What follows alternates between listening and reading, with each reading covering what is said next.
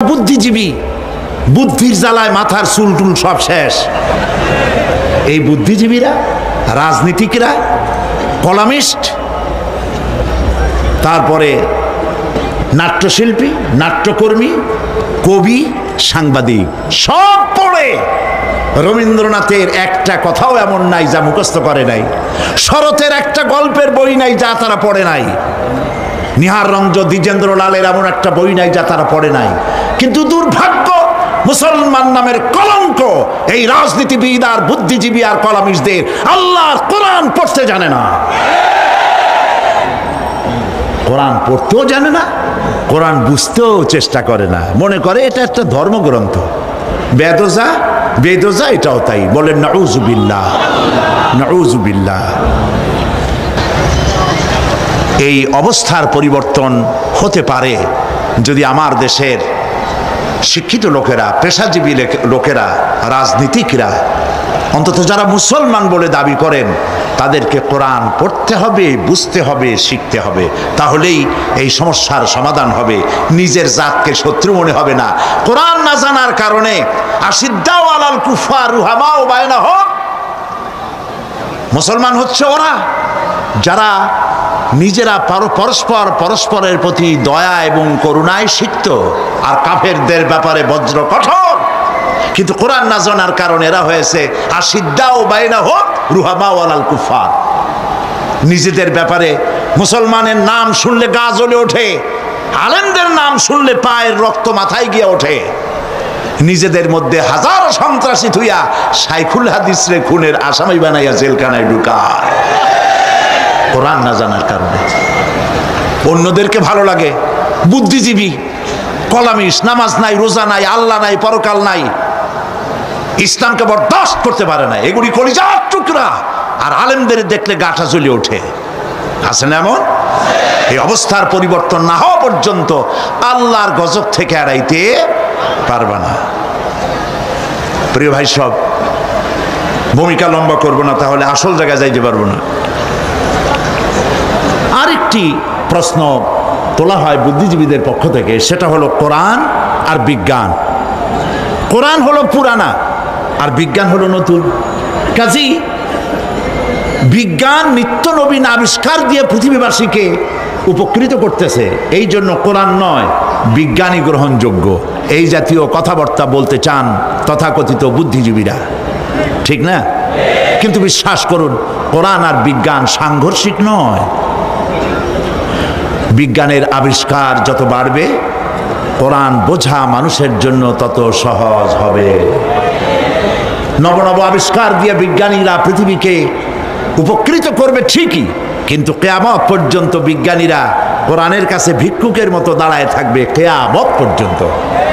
কারণ বিজ্ঞানের উৎসই হচ্ছে কোরআন। বিজ্ঞানের উৎস কি?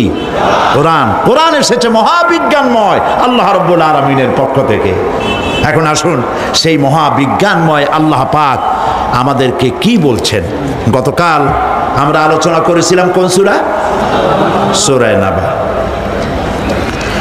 আসুন, আলোচনার আগে শয়তানের ওয়াসওয়াসা থেকে আল্লাহর কাছে পানাহ চাই। পড়েন আমার সাথে, আউযু বিল্লাহি মিনাশ শাইতানির রাজীম, বিসমিল্লাহির রাহমানির রাহিম।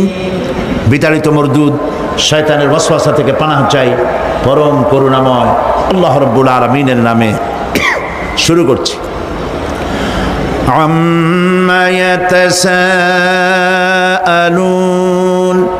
আনিন নাবাইল আযীমিল্লাযী হুম ফীহি মুখতালিফুন কাল্লা সায়া'লামুনা সুম্মা কাল্লা সায়া'লামুন ألم نجعل الأرض مهادا والجبال أوتادا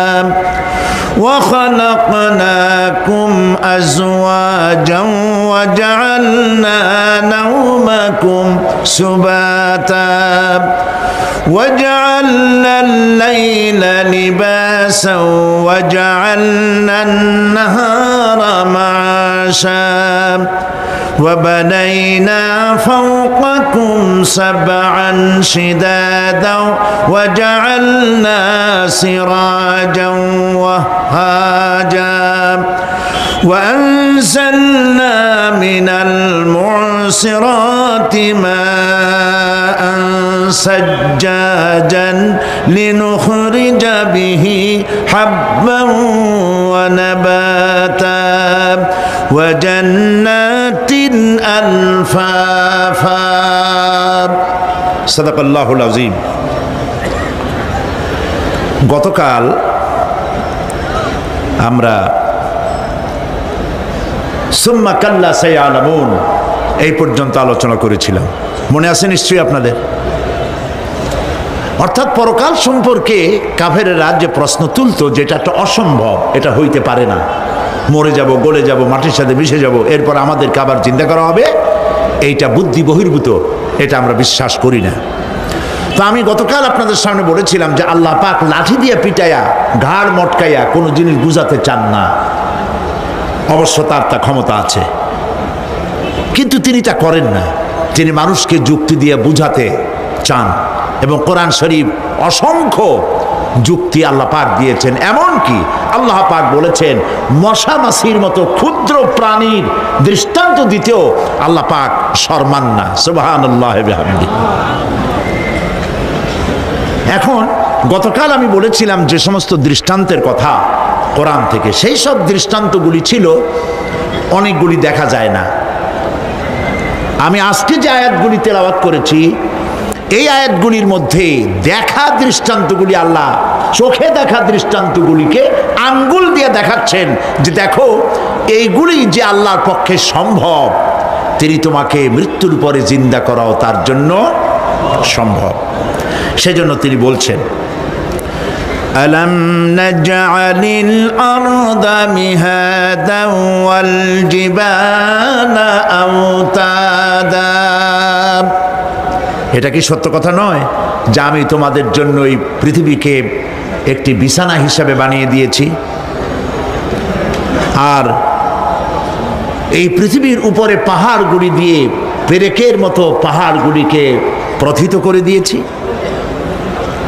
ওয়াখালাকনাকুম আজওয়াজা, এবং পৃথিবীর মানব বংশ অথবা যে কোনো প্রাণী এবং জন্তুর বংশ বৃদ্ধির জন্য তোমাদের স্ত্রী জাতীয় এবং পুরুষ জাতীয় জোড়ায় জোড়ায় সৃষ্টি করেছি। ওয়াজআলনা নাওমাকুম সুবাতা, আর তোমাদের জন্য তোমাদের ঘুমকে শান্তির বাহন করেছি। ওয়াজআলনা লাইলা লিবাসা, আর রাতকে করেছি আবরণ অথবা আচ্ছাদন। ওয়াজআলনা নাহারা মাআশা, আর রুজি কামাবার জন্য দিনটাকে করেছি আলোকোজ্জ্বল। ওয়া বানাইনা ফাওকাকুম সাবআন শিদাদা, আর তোমাদের উপরে 7টি মজবুত আকাশ স্থাপন করেছি। ওয়াজআলনা সিরাজাম ওয়াহাজা, আর তাতে একটি অতি উত্তপ্ত, অতি উজ্জ্বল একটি বাতি সৃষ্টি করেছি। ওয়ানজালনা মিনাল মুসিরাতি মাআন সাজ্জাজা, এবং ঊর্ধ্ব দেশ থেকে অবিশ্রান্ত অবিরামভাবে বৃষ্টি বর্ষণ করি। কেন? লিনুখরিজা বিহি হাব্বান ওয়া নাবাতা, যাতে করে শস্য, শাক, সবজি, উদ্ভিদ আর নিবিড় বাগান সৃষ্টি করতে পারি। ব্যাস, এই ছিল তেলাওয়াতকৃত আয়াতের শাব্দিক তর্জমা। আসুন এবার ব্যাখ্যায় চলে যাই। আমি গতকাল বলেছি, মনে হয় আপনাদের মনে আছে, যে আমরা যেহেতু সময় 5 দিন, আমরা ধীরে ধীরে ঘরোয়া পরিবেশের মতো করে আলোচনা করব ইনশাআল্লাহ, যাতে করে প্রত্যেকটি কথা আমরা বুঝতে পারি আর আমরা পকেটে করে নিয়ে বাড়ি যেতে পারি, হৃদয় গ্রথিত করে জীবনের পরতে পরতে তা আমল করতে পারি। আল্লাহ যেন তৌফিক দেন, বলেন আমিন। আল্লাহ পাক বলছেন, দেখো এই পৃথিবীটাকে, এই জমিনটাকে একটি বিছানা হিসাবে আমি বিছায় দিয়েছি, শান্তিময় আবাস ভূমিতে পরিণত করে দিয়েছি এই পৃথিবীটাকে। আল্লাহ পাক বলছেন الذي جعل لكم الأرض مهدا وجعل لكم فيها سبلا لعلكم تهتدون যিনি পৃথিবীকে তোমাদের জন্য দোলনা বানিয়ে দিয়েছেন আর সেখানে তোমাদের জন্য রাস্তা তৈরি করে দিয়েছেন যাতে তোমরা গন্তব্য খুঁজে পাও। সূরা নাবার মধ্যে আল্লাহ পাক পৃথিবীকে বলেছেন বিছানা, আর সূরা আয-যুখরুফের মধ্যে বলেছেন দোলনা। পৃথিবীটাকে আল্লাহ কি বললেন? দোলনা। দোলনার মধ্যে শিশু যেমন শান্তিতে ঘুমায় থাকে, এই পৃথিবীটাকে তোমার জন্য শান্তিতে ঘুমাবার জন্য, চলাফেরা করার জন্য আমি এই পৃথিবীকে শান্ত করে দিয়েছি। সুবহানাল্লাহ। এবং গন্তব্যের জন্য, যাতায়াতের জন্য আমি রাস্তা বানিয়েছি। আপনি বলবেন রাস্তাগুলি তো আমরা বানাইছি গম দিয়া, ইট দিয়া, পাথর দিয়া। হ্যাঁ, আপনি বানাতে পারেন, রাস্তা আপনি বানাতে পারেন, কিন্তু যখন আপনারা কেউ বানান নাই তখন এই পথগুলি আল্লাহরই বানানো ছিল। বিশেষ করে পাহাড়িয়া এলাকায়, পাহাড়িয়া এলাকায় কোন গভর্নমেন্ট গিরিপথ তৈরি করেছে বলেন তো দেখি? কে বানিয়েছে? আল্লাহ পাক তৈরি করেছেন। এ পথ তৈরি করেছে যাতে তোমরা তোমাদের গন্তব্যে পৌঁছতে পারো। মহা শূন্যে ভাসমান এই পৃথিবী, এই পৃথিবীটাকে আল্লাহ পাক আরামের জায়গা বানিয়েছেন, অথচ এই পৃথিবীর মধ্যে আছে কি তা কি আমরা জানি? এই পৃথিবী নামক গ্রহটি, এটি প্রতি ঘন্টায় ৬৬,৬০০ মাইল বেগে পৃথিবীটা ছুটে চলছে বন্দুকের গুলির মতো। প্রতি ঘন্টায় ৬৬,৬০০ মাইল গতিবেগে পৃথিবী ছুটছে। এর অভ্যন্তরে আছে আগুন, এর মধ্যে আছে পাথর। এই এমন মারাত্মক আগুন এই পৃথিবীর পেটের মধ্যে রয়েছে যে আগুন পাথরগুলো পুড়িয়ে লাভায় পরিণত করে দেয় এবং তা উদ্গীরণ করে আগ্নেয় আকারে, আগ্নেয়গিরির আকারে উপচে পড়ে। এই পৃথিবীর মধ্যে এরকম আগুন আছে। সূরা ফাতিহার তাফসিরে আমি আপনাদের সামনে আলোচনা করেছিলাম, মনে না থাকার কথা। আল্লাহ পাক বলেছেন আলহামদুলিল্লাহ রব্বিল আলামিন। কি বলেছেন বলুন তো? আলহামদুলিল্লাহ রব্বিল আলামিন। আলামিন, আলমের বহু বচন। তিনি একটি জগতের প্রতিপালক নন, বহু জগতের প্রতিপালনকারী। এই পৃথিবীতে সর্বপ্রথম বিজ্ঞানীদের এই কনসেপশন আল্লাহ রাব্বুল আলামিন কোরআনের মাধ্যমে দুনিয়াবাসীকে দিয়েছেন।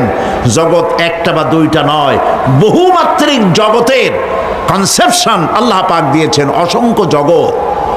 এই পৃথিবীর উপরিভাগে এক জগৎ, এর আভ্যন্তরীণ রয়েছে আর এক জগৎ। সাগরের ভেতরে রয়েছে এক জগৎ, সাগরের তলায় অন্য জগৎ। পৃথিবীর মহাশূন্যে, গ্যালাক্সি, ইউনিভার্সাল মহাশূন্যের ভিতরে যা কিছু রয়েছে তার মধ্যে রয়েছে অসংখ্য জগৎ। জগৎ একটি নয়, অসংখ্য জগৎ রয়েছে। পৃথিবীর মাটির তলায় কত আগুন, সেই দৃশ্য আমি চোখে দেখেছি যখন আমি ভিসুভিয়াস পাহাড় দেখেছি, পৃথিবীর বড় আগ্নেয়গিরি। আল্লাহ পাক জাহান্নামের আগুনের ইন্ধন করবেন মানুষ আর পাথর। ওয়াকুদুহান নাস ওয়াল হিজারা, পাথর আর মানুষ হবে জাহান্নামের আগুনের ইন্ধন। পৃথিবীর মাটি থেকে ৩ মাইল উঁচা ভিসুভিয়াসের পাহাড়ের উপরে। ভিসুভিয়াস পাহাড় কোথায় বলতে পারেন? ইটালিতে। ইটালিতে সেই জায়গায় যখন আমি উঠেছি, পাথর যে জাহান্নামের আগুনে পুড়বে এর বাস্তবতা নিজের চোখে দেখেছি। পাথরগুলি আগুনে পুড়ে লাভার মতো হয়ে পাহাড়ের উপর থেকে আলকাতরার মতো গলে গলে পাহাড়ের চতুর্দিকের 12 কিলোমিটার এলাকার জনপদকে ধ্বংস করে দিয়েছে। ইটালিতে আরো একটি জায়গা আছে যেটার নাম সিসিলি। সেখানেও একটি জীবন্ত আগ্নেয়গিরি আছে, যেটা আগুন এখনো জ্বলতেছে, যে কোনো মুহূর্তে এ আগুন ছড়িয়ে পড়তে পারে। কাজেই পৃথিবীর মধ্যে একদিকে রয়েছে, এর মধ্যে রয়েছে আগুন, রয়েছে পাথর গলায়া লাভা বানাবার মতো বিরাট শক্তি, সেই পৃথিবীটাকে আল্লাহ পাক এতটা শান্ত করে রেখেছেন তোমরা যেন নিশ্চিন্তে এর কোলে দোলনার ভিতরে শিশু যেমন ঘুমায়, এই পৃথিবীটাকে তোমার জন্য দোলনা বানিয়ে দিয়েছি। তাও আমরা সুবহানাল্লাহ বলবো না? সুবহানাল্লাহ। বন্দুকের গুলির চাইতেও দ্রুতগামী এই পৃথিবী ছুটছে। সেই পৃথিবীকে বিনা দ্বিধায় আমরা খুঁজছি, সেটাকে চিরে ফেলছি এবং তার পেট থেকে রিজেক হাসিল করছি। ঠিক কিনা বলুন? আল্লাহ রাব্বুল আলামিন সূরা আন-নামলের মধ্যে বলছেন, أَمَّنْ جَعَلَ الْأَرْضَ قَرَارًا وَجَعَلَ خِلَالَهَا أَنْهَارًا وَجَعَلَ لَهَا رَوَاسِيَ وَجَعَلَ بَيْنَ الْبَحْرَيْنِ حَاجِزًا। আর তিনি এই পৃথিবীকে, এই পৃথিবীর অবস্থান লাভের উপযোগী করে আল্লাহ পাক তোমার জন্য তৈরি করে দিয়েছেন এবং এর মধ্যে নদ নদী আল্লাহ পাক সৃষ্টি করে দিয়েছেন, পাহাড়গুলিকে গেড়ে দিয়েছেন, আর পানির মধ্যে দুটি ধারা আল্লাহ সৃষ্টি করেছেন। পানির মাঝখানে একটা অন্তরাল সৃষ্টি করেছেন। এটি একটা তো আবিষ্কার হয়েই গেছে, সেটি হলো প্রশান্ত মহাসাগরের ভেতরে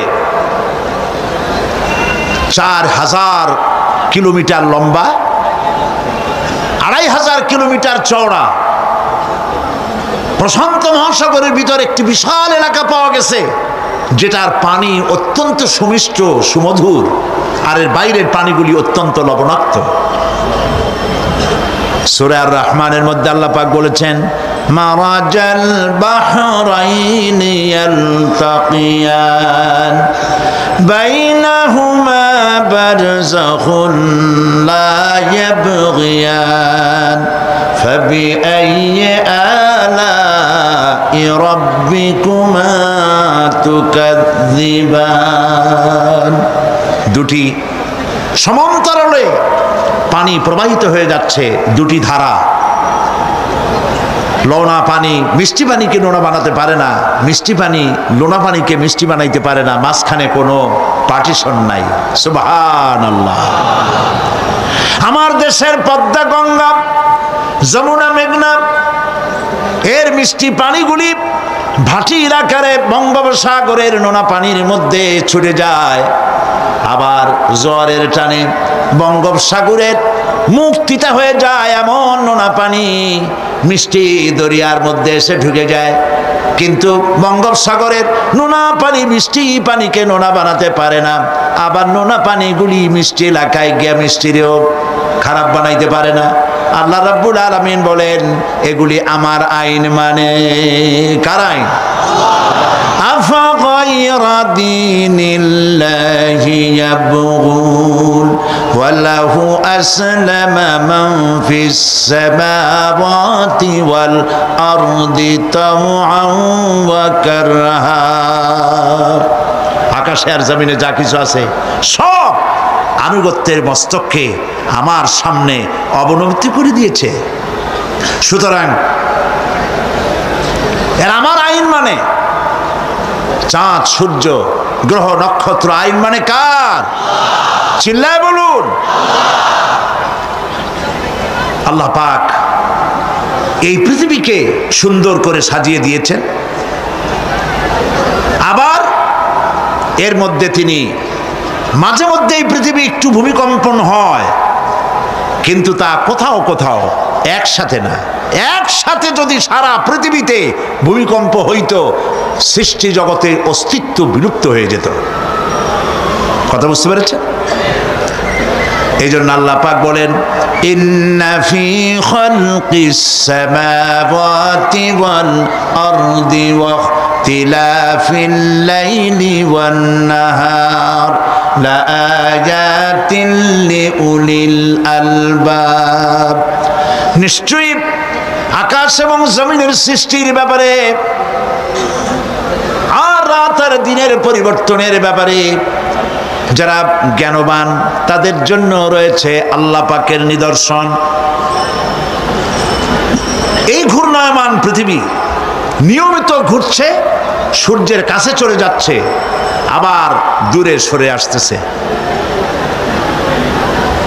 আর এই ঘূর্ণায়মান আসে বলে, সূর্যের কাছে যায় আর আসে বলে এক এলাকায় রাত হয় আর এক এলাকায় দিন হয়। এখন চট্টগ্রামে, বাংলাদেশে রাত 8:45, আর ঠিক একই সময় আমেরিকার নিউ ইয়র্কে এখন দিনের 9:15। যদি এরকম অবস্থা না হতো তাহলে এক এলাকার প্রাণীগুলি বাঁচত, অন্য এলাকার প্রাণীগুলি ঠান্ডায় ফ্রিজ হয়ে যেত। আমাদের এই পৃথিবী আল্লাহ পাকের এক অফুরন্ত নিয়ামত। এই অফুরন্ত নিয়ামত আল্লাহ পাক আমাদেরকে দিয়েছেন, আর এর মধ্যে, এর অভ্যন্তরে রয়েছে মানুষের খাদ্য তৈরি করার মতো প্রাণ শক্তি মাটির মধ্যে আল্লাহ পাক দিয়েছেন। পৃথিবীটা এটি সূর্যকে আর চন্দ্রকে আল্লাহ পাক একটা নির্ধারিত মেজারমেন্ট করে রেখেছেন, একটা ঠিক সঠিক জায়গায় রেখেছেন। বিজ্ঞানীরা বলেছেন সূর্যর যে ডিগ্রিতে এখন আছে, ওর থেকে কয়েক ডিগ্রি যদি নিচে নেমে আসতো, গোটা পৃথিবী জ্বলে পুড়ে ভস্ম হয়ে যেত। আবার সূর্যটা যেখানে আছে ওখান থেকে আরো কয়েক ডিগ্রি যদি উপরে উঠে যেত, তাহলে গোটা পৃথিবী ফ্রিজ হয়ে যেত, প্রাণী জগতের অস্তিত্ব শেষ হয়ে যেত। চাঁদ সম্পর্কে বলা হয়েছে, চাঁদ যত ডিগ্রিতে আল্লাহ পাক স্থাপন করে রেখেছেন, ওর থেকে কয়েক ডিগ্রি উপরে যদি উঠে যেত, গোটা পৃথিবী মরুভূমি হয়ে যেত। আর যদি কিছু নেমে আসতো, গোটা পৃথিবীতে জলোচ্ছ্বাস হয়ে পানিতে পৃথিবী ডুবে শেষ হয়ে যেত। তাও সুবহানাল্লাহ বলবো না? এ সমস্ত কুদরত কার? আল্লাহ পাক। আল্লাহ রাব্বুল আলামিন এরপরে বলছেন ওয়াল জিবালা আওতাদা, মাটিকে বানালাম বিছানা, আর এই বিছানাকে এটা যেন তোমাকে নিয়ে নড়াচড়া করতে না পারে, সেই জন্য আমি পাহাড়গুলি পেরেকের মতো গেড়ে দিলাম। এখানে আছে যে পাহাড়কে পৃথিবীর মধ্যে পেরেকের মতো গেড়ে দিছি। কেন দিছি সেটি এসছে অন্য আয়াতে। আল্লাহ রাব্বুল আলামিন বলেন ওয়া আলকা ফিল আরদি রাওয়াসিয়া আন তামিদা বিকুম, আল্লাহ পাক বলেন তিনি জমিনে পর্বতের নোঙ্গর, পর্বতের পেরেক রকম করে এই পৃথিবীর মধ্যে গেড়ে দিয়েছেন, যেন পৃথিবীটা তোমাকে নিয়ে যেন হেলাদোলা করতে না পারে। এই পাহাড় পৃথিবীর ভারসাম্য রক্ষা করেছে। পাহাড়গুলি আজকে মানুষেরা কাটা শুরু করেছে। চিরগমে পাহাড় আছে না নাই? আছে কিনা? ইন্ডাস্ট্রি বানাবার জন্য, বাড়িঘর বানাবার জন্য পাহাড় যারা কাটছেন আত্মঘাতী কাজ করতেছেন। প্রকৃতির ভারসাম্য, এনভায়রনমেন্ট নষ্ট তো আমরাই করতেছি, ঠিক কিনা বলেন? কারা নষ্ট করতেছে? আমরা নিজেরাই করতেছি, আত্মঘাতী কাজ করছি। এই পৃথিবীতে কত পাহাড় দরকার, কত গাছ দরকার, কত পানি দরকার, সে কথা কে বলতে পারবেন? বলেন সবাই। আল্লাহ পাকের যা কিছু তিনি সৃষ্টি করেছেন সেগুলির উপরে হস্তক্ষেপ করা, কিছু কিছু জিনিসের উপরে হস্তক্ষেপ করা মারাত্মক আত্মঘাতী। পাহাড়গুলি দিয়ে এই সুউচ্চ পাহাড় শুধু খিল বানায় রাখছেন আল্লাহ, পেরেক বানায় রাখছেন, শুধু তাই নয়, এই পাহাড়ের উপরে পানি জমে থাকে বরফ হইয়া। আমরা যখন প্লেনে যখন যাই, ঢাকা এবং চিটাগং যে ফ্লাইটগুলি আসা যাওয়া করে, এগুলি 9,000, 10,000, 11,000 ফিট দিয়ে উচ্চতায় উড়ে আসে। কিন্তু আমরা যখন ইন্টারন্যাশনাল ফ্লাইটে উড়ি তখন সেগুলি চলে 35 থেকে 40,000 ফিট পর্যন্ত উচ্চতায় উড়ে যায়। পৃথিবী যে কত সুন্দর তা প্লেনে উঠলে বোঝা যায়। আর বাংলাদেশ যে কত সুন্দর মনোরম তা দেশের উপর থেকে প্লেনে উঠতে গেলে দৃশ্য দেখে, নয়ন অবিরাম দৃশ্য দেখে সেজদায় মাথা নত হয়ে আসে। সুবহানাল্লাহ, সুবহানাল্লাহ। আমার দেশ যে কত ভালো, আলহামদুলিল্লাহ বলেন। পৃথিবীর যে কোনো দেশের তুলনায় আমার দেশ অনেক অনেক অনেক ভালো, আলহামদুলিল্লাহ বলেন। এর গাছে হাত দিলে খাবার পাওয়া যায়, পানিতে হাত দিলে খাবার পাওয়া যায়, জমিনে হাত দিলে খাবার পাওয়া যায়, যেখানে হাত দেবেন সেখানে খাবার। আমাদের তো আসলে খাদ্যের অভাব না। আমাদের কি খাদ্যের অভাব আসলে? না, আসলে খাদ্যের অভাব না। আমাদের সব আছে, বিশাল বনজ সম্পদ আছে। কাপ্তাই, রাঙ্গামাটি, বান্দরবন যে দেখেন বনজ সম্পদ কাহাকে বলে। খুলনার ফরেস্ট এরিয়া যে দেখেন বনজ সম্পদ কারে বলে। রয়েছে বনজ সম্পদ, রয়েছে খনিজ সম্পদ, রয়েছে পশু সম্পদ, রয়েছে মৎস্য সম্পদ, রয়েছে পানি সম্পদ, সর্বোপরি রয়েছে মানব সম্পদ। সব আছে। তাহলে মরি কেন? মরি সৎ লোকের অভাবে, মরি সৎ নেতৃত্বের অভাবে। আর সৎ লোকের অভাব কেন? সৎ লোকের অভাব হচ্ছে কোরআন পড়ে না, কোরআন বোঝে না, জবাবদিহি করা লাগবে আল্লাহর কাছে, ওই অনুমতি নাই, কাজী অসৎ হয়ে যায়। দুনিয়াটাই তার কাছে সব। ইট, ড্রিঙ্ক অ্যান্ড বি মেরি, খাও পান করো, দুনিয়াটা মস্ত বড়। এই বেলা ভাই মদ খেয়ে নাও, কাল নিশীতের ভরসা কই, চাঁদনি জাগিবে যুগ যুগ ধরি, আমরা তো আর রব না সই, জম্মের খাওয়া খাও। আর আল্লাহ কয় কুলু আত্মাবাত্তাউ, খা জম্মের খাওয়া। তাই ঘুষের টাকা দিয়া বড় বড় পাঙ্গাস খায়, খাসির চর্বি খায়, পেট খান ফুলতে ফুলতে 2 খান তরমুজের সাইজ হয়ে যায়। কিছু কিছু লোক দেখা যায় বেল পড়ছে, বেল্টে কান দিয়েছে, আল্লাহ ফাটিয়ে যাই কখন। হালাল খান, বড় বড় পাঙ্গাস খাওয়া বাদ দেন, যা বেতন পান এ দিয়ে পাঙ্গাস কেনেন কেমনে? বিশাল পাঙ্গাসের চর্বি, খাসির চর্বি, এগুলো জম্মের মতো খাবেন, হার্টের ভিতরে করোনারি আর্টারিগুলি চর্বি দিয়ে ব্লক হয়ে যাবে। 2 দিন পরে অ্যানজাইনা শুরু হবে, হার্টের বেদনা, তারপরে বাইপাস অপারেশন। সুতরাং ওগুলো খাইয়া হারাম, খাইয়া কোনো মজা নাই। কম দামের জিনিস খান, যা হালাল বেতন পান, কম দামের জিনিস খান, কচু শাক খান। হাসতেছেন আপনারা? আরে ভাই, কচু শাকে 100% ক্যালোরি। কচু শাক খান বেশি করিয়া।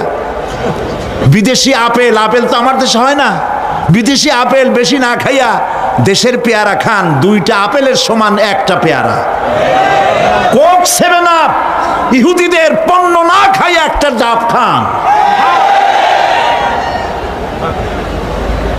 আর বড় সাইজের পাঙ্গাস না খাইয়া চেলা, পুটি, মলা, ডলা, কাসকি, আর কি কয় বলেন, কি ময়নাটিয়া,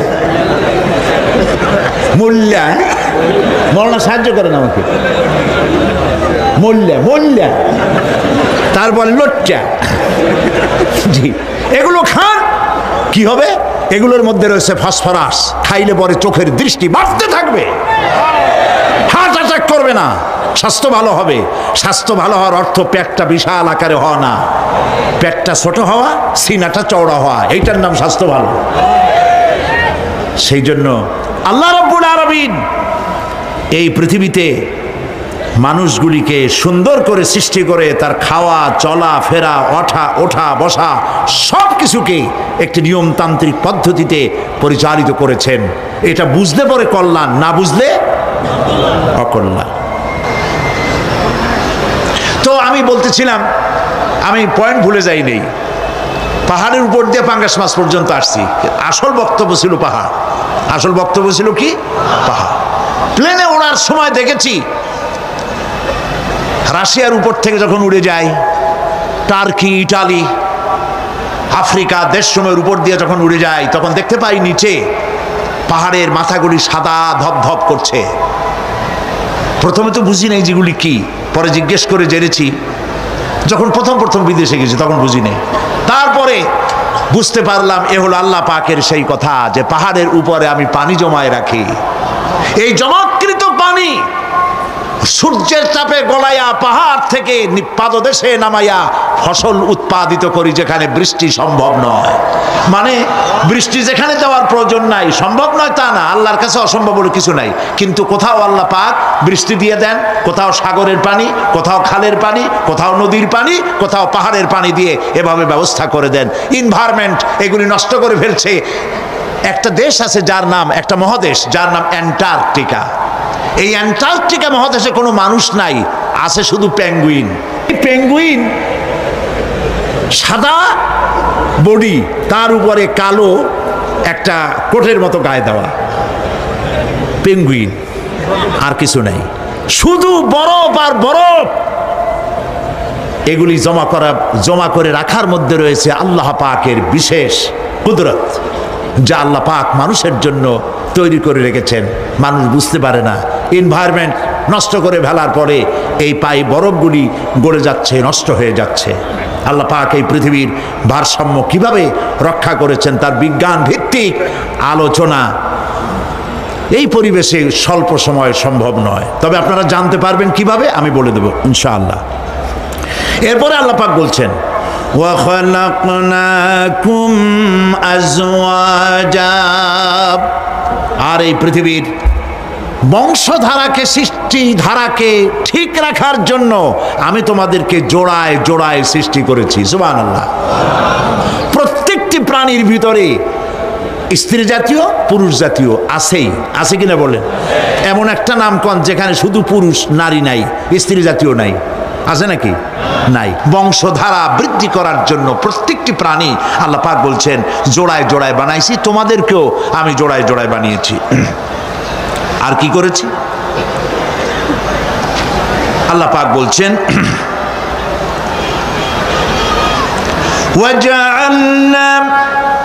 وَجَعَلْنَا نَوْمَكُمْ سُبَاتًا, একদিকে তো জোড়ায় জোড়ায় বানালাম পুরুষ এবং স্ত্রী।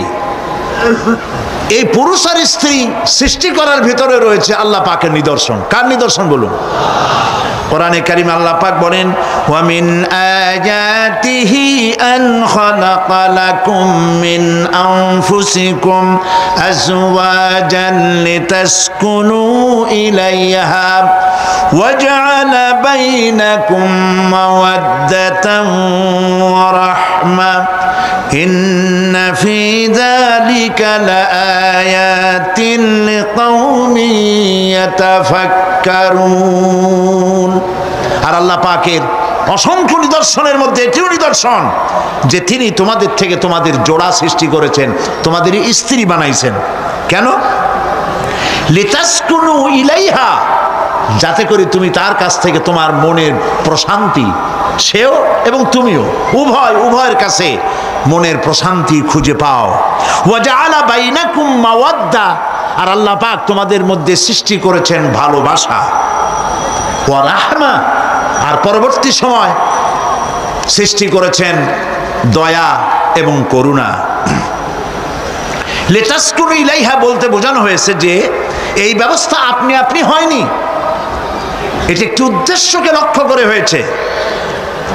একে অপরের নিকটে যেন শান্তি পায়, প্রশান্তি পায়, একজন আরেকজনের কাছে পূর্ণ মাত্রায় তাই মিলিত হওয়ার জন্য নির্জন পরিবেশের আশ্রয় নেয়। আর এভাবে করি আল্লাহ পাক মানব বংশের এই ধারাকে অব্যাহত রেখেছেন। সুবহানাল্লাহ। ওয়া জাআলা বাইনাকুম মাওয়াদ্দা, আর তোমাদের মধ্যে আল্লাহ পাক ভালোবাসা সৃষ্টি করেছেন। এই কথা বলার এর ব্যাখ্যা কি? ভালোবাসা সৃষ্টি করেছেন এর ব্যাখ্যা এরকম হতে পারে, কয়েক রকম। আমি যেটা জেনেছি সেটি হচ্ছে এরকম, ভালোবাসা সৃষ্টি হওয়ার তো কথা ছিল না। এক পর্যায়ে ভালোবাসা থাকবে কোনো একটি বিশেষ সময়, বাকি সব সময় ঝগড়া হবে, এটাই হওয়া স্বাভাবিক ছিল। ধরুন মেয়ের বাড়ি চট্টগ্রাম, ছেলের বাড়ি বরিশাল। মেয়ে শুটকি খেতে খুব পছন্দ করে, ছেলের গন্ধও সহ্য করতে পারে না। ছেলে বলে খড়ে জাত দে, আর মেয়ে বলে খড়ে জাত দে, আর ছেলে বলে যে কমে যাও। মানে একজন আর একজনের ভাষার সাথে মিল নাই, কথা ঠিক কিনা বলেন? ভাষার সাথে মিল নাই, রুচির সাথে মিল নাই। একজনের টক পছন্দ করে আর একজনের টক সহ্য করতে পারে না, আর একজনের শুটকি খায় আর একজনের শুটকি পছন্দ করে না। কাজেই রুচি আর অভ্যাস ইত্যাদি দিয়ে সারাদিন স্বামী স্ত্রীর মধ্যে ঝগড়া হওয়া স্বাভাবিক ছিল, ঠিক না? আল্লাহ পাক বলেন সেখানে আমি এই স্বামী স্ত্রী যখন হয়ে যায় তখন দুজনের মধ্যে আমি ভালোবাসার সৃষ্টি করে দেই। আর সে ভালোবাসা এমন পর্যায়ে চলে যায়, স্ত্রী তার স্বামীর জন্য জীবন দিতে চায়, স্বামী তার স্ত্রীর জন্য জীবনের সব কিছু উজাড় করে দিতে চায়। ওয়াজআলা বাইনাকুম মাওয়াদ্দা, এরপরে সৃষ্টি করি রাহমা। ওই ভালোবাসা ছিল যৌবন কেন্দ্রিক, বিশেষ এক উদ্দেশ্যকে সামনে রেখে। কিন্তু যখন যৌবনে ভাটি লাগলো তখন ওই উদ্দেশ্য আর থাকলো না। তখন আল্লাহ পাক বলেন এই সময় তো দুজনের মধ্যে রাগারাগি খেসাখেসি ইত্যাদি হয়, স্বাভাবিক ছিল, কিন্তু তা হইল না। আমি রহমত দিলাম, করুণা দিলাম, এখন বুড়ি বুড়ারে ছাড়ে বাঁচে না, আর বুড়াও বুড়িরই ছাড়া বাঁচে না। তাও আমরা সুবহানাল্লাহ কব না? এইসব কথা শুনিয়া সুবহানাল্লাহ যদি বলানো লাগে কইয়া কইয়া, তাহলে তো বড় সমস্যার কথা। শুনলেন কি আর বুঝলেন না কি? প্রিয় ভাই সব, আমি বুঝতে পারছি আপনারা বলেন ঠিকই, তবে শুনতে শুনতে মোহমুগ্ধ হয়ে বলার সময় পান না। জি আলহামদুলিল্লাহ, বলি আলহামদুলিল্লাহ। তো আল্লাহ রাব্বুল আলামিন পরস্পর পরস্পরের মধ্যেই ভালোবাসা সৃষ্টি করলেন। এটি আল্লাহ পাকের আয়াত। এটা আল্লাহ পাকের কি বলুন? আয়াত মানে কি? নিদর্শন। এরপরে রাব্বুল আলামিন বলেন ওয়াজআলনা নাওমাকুম সুবাতা, আর আমি তোমাদের জন্য ঘুমকে করেছি শান্তির বাহন। মানুষের অঙ্গ প্রত্যঙ্গ প্রত্যেকটির কাজ ভিন্ন, প্রকৃতিও ভিন্ন। চোখ দেখে, কান শোনে, জিহ্বা স্বাদ গ্রহণ করে, নাক শোনে, নাক শোখে, মস্তিষ্ক চিন্তা ভাবনা করে। এ হলো প্রকৃতি। আর প্রত্যেকটি অঙ্গ প্রত্যঙ্গের রুচি আলাদা, কর্তব্যের মধ্যে বিরাট বৈষম্য। যেমন চোখ রঙিন এবং সুন্দর জিনিস দেখতে ভালোবাসে, ঠিক কিনা? বলেন ঠিক কিনা? একটা খারাপ জিনিসের দিক চোখ পড়লেই মানুষ তাড়াতাড়ি চোখ ফিরায় নেয়, ঠিক না? চোখ সুন্দর এবং রঙিন জিনিস দেখতে ভালোবাসে। কান সুমধুর সুর শুনতে ভালোবাসে, উৎসাহ বোধ করে। আর হাত নরম এবং মসৃণ জিনিসে স্পর্শ করতে উৎসাহ বোধ করে। নাক আতরের গন্ধ শুঁকতে ভালো লাগে। আর মন নতুন নতুন রঙিন ভাবনা ভাবতে চেষ্টা করে। বাড়ি বানাবো, বিল্ডিং বানাবো, ইন্ডাস্ট্রি করব, ছেলে বিয়ে দেবো, মেয়ে বিয়ে দেবো অমুক জায়গায় বিরাট লোকের কাছে। ভাবতে ভাবতে ভাবের সাগরে হারিয়ে যায়। আর ভাবনার ভিতরে খেয়ালে যদি কেউ পোলাও পাকায়, বাস্তবে তা হোক আর না হোক, খেয়ালে মনে মনে যদি কেউ পোলাও পাকায়, তাহলে ঘিয়ের দাম যাই হোক না কেন তাতে কিছু আসে যায় না, ঠিক কিনা? মানুষ রঙিন রঙিন ভাবনা ভাবতে খুব মজা পায়। তাহলে আমি কি বুঝাইতে চাইলাম? চোখের কাজ, নাকের কাজ, মুখের কাজ, কানের কাজ, মনের কাজ, প্রত্যেকটি অঙ্গ প্রত্যঙ্গের ভিন্ন ভিন্ন কাজ আছে, ভিন্ন ভিন্ন রুচি আছে। কিন্তু একটি ব্যাপারে হাত, পা, চোখ, নাক, মস্তিষ্ক সব এক ব্যাপারে তারা ঐক্যমত পোষণ করেছে। এ ব্যাপারে কোনো ইখতিলাফ তাদের মধ্যে নাই, সেটা হলো ঘুম। সেটার নাম কি? ঘুম। ঘুমাইতে চায়, হাতের শরীরের সমস্ত অঙ্গ প্রত্যঙ্গ ঘুমের কোলে নিবেদিত হয়ে যেতে চায়। ঘুম না আসলে হাত আর চলে না, মাথায় আর ভাবতে ইচ্ছা করে না, পাও আর চলতে চায় না, হার্টবিট বেড়ে যায়। আর ঘুমালে পরে সব শান্ত হয়ে যায়। সুবহানাল্লাহ কব না? আল্লাহ রাব্বুল আলামিন বলেন এই নিদ্রা কি, এই ঘুমকে আমি তোমাদের জন্য শান্তির বাহন বানিয়ে দিয়েছি। আলাম ইয়ারাউ আন্না জাআলনাল লাইলা লিয়াসকুনু ফীহি ওয়ান নাহারা মুবসিরান ইন্না ফী যালিকা লাআয়াতিন লিকাওমি ইউমিনুন। তারা কি আল্লাহ পাকের এই কুদরতের কথা চিন্তা করে না? যে আমি রাতের আধার দিয়ে ধরনীর বুক ছেয়ে দেই, দিনের উজ্জ্বলতা কোলাহল, গাড়ির আওয়াজ, ভ্যাঁ ভোঁ আওয়াজ হচ্ছে, কলকারখানা আওয়াজ হচ্ছে, সূর্যের বিরাট তাপ, ঘুম আসে না। সারাদিন কাজ করার পর শরীরের আরাম দেওয়ার জন্যে রাতের একটি কালো চাদর পৃথিবীর উপরে আমি বিছায় দেই।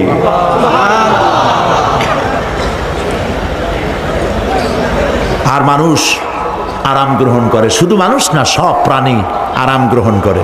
সুবহানাল্লাহ। এবং এরপরে দিনের আলো দিয়ে উদ্ভাসিত করি, যেন বিশ্রামের পর নতুন করে আবার কাজের সমস্ত উদ্দীপনা নিয়ে নতুন করে কাজে ঝাঁপিয়ে পড়তে পারে। কয়েক ঘন্টা অথবা সারাদিন হাড় ভাঙা খাটুনি খেটেছে, রিক্সা চালায়ছে, গাড়ি চালায়ছে, আড়াই মনের বস্তা মাথায় করে টেনেছে, চিন্তা ভাবনা করেছে। এরপরে যখন এই লোকটি কয়েক ঘন্টা মাত্র নিদ্রা গেল, আরাম পেল, মস্তিষ্ক হালকা হয়ে গেল, হার্টবিট কমে গেল, হাতের পায়ের কর্মোদ্দীপনা বেড়ে গেল, নতুন করে আবার কাজ করার জন্য সুযোগ এসে গেল। দুনিয়ার মানুষকে কর্মক্ষম রাখার জন্য আল্লাহ পাক ঘুমকে বানিয়েছেন নিয়ামত। সুবহানাল্লাহ বলে। ওয়ামিন আয়াতিহি মানামুকুম বিল্লাইলি ওয়ান নাহারি ওয়াবতিগাউ মিন ফাদলি। আল্লাহ পাক বলেন, তোমাদের রাত আর দিনের বেলায় নিদ্রা যাওয়া, এবং এটাই হচ্ছে তার অনুগ্রহ। রাত আর দিনের নিদ্রা যাওয়ার পরে আমার অনুগ্রহ অর্থাৎ রিজেক তালাশ করার জন্য শরীরের ভিতরে, মনের ভিতরে, হাত পায়ের মধ্যে কর্মের উদ্দীপনা আমি তোমাদের দিয়ে দেই। মহাবিজ্ঞানী আল্লাহ রাব্বুল আলামিনের এই বিশাল কুদরত এবং দয়া, যে মানুষকে তিনি ক্লান্তি দূর করার জন্য তিনি ঘুম দিয়েছেন, আলহামদুলিল্লাহ বলি। অনেক মানুষ আছে ঘুমাইতে পারে না, ঘুমাবার জন্য ফেনার গান খায়, ঘুমাবার জন্য ভ্যালিয়াম খায়, সিডাক্সিন খায়, রিল্যাক্সিন খায়, কত অক্সিজেন, অক্সিজেন, কত কিছু খায়, তারপরেও ঘুম আসে না। এই ঘুম যার আসে না, বিরাট নিয়ামত থেকে বঞ্চিত। ঘুম একটি নিয়ামত, আলহামদুলিল্লাহ বলি, আলহামদুলিল্লাহ বলি।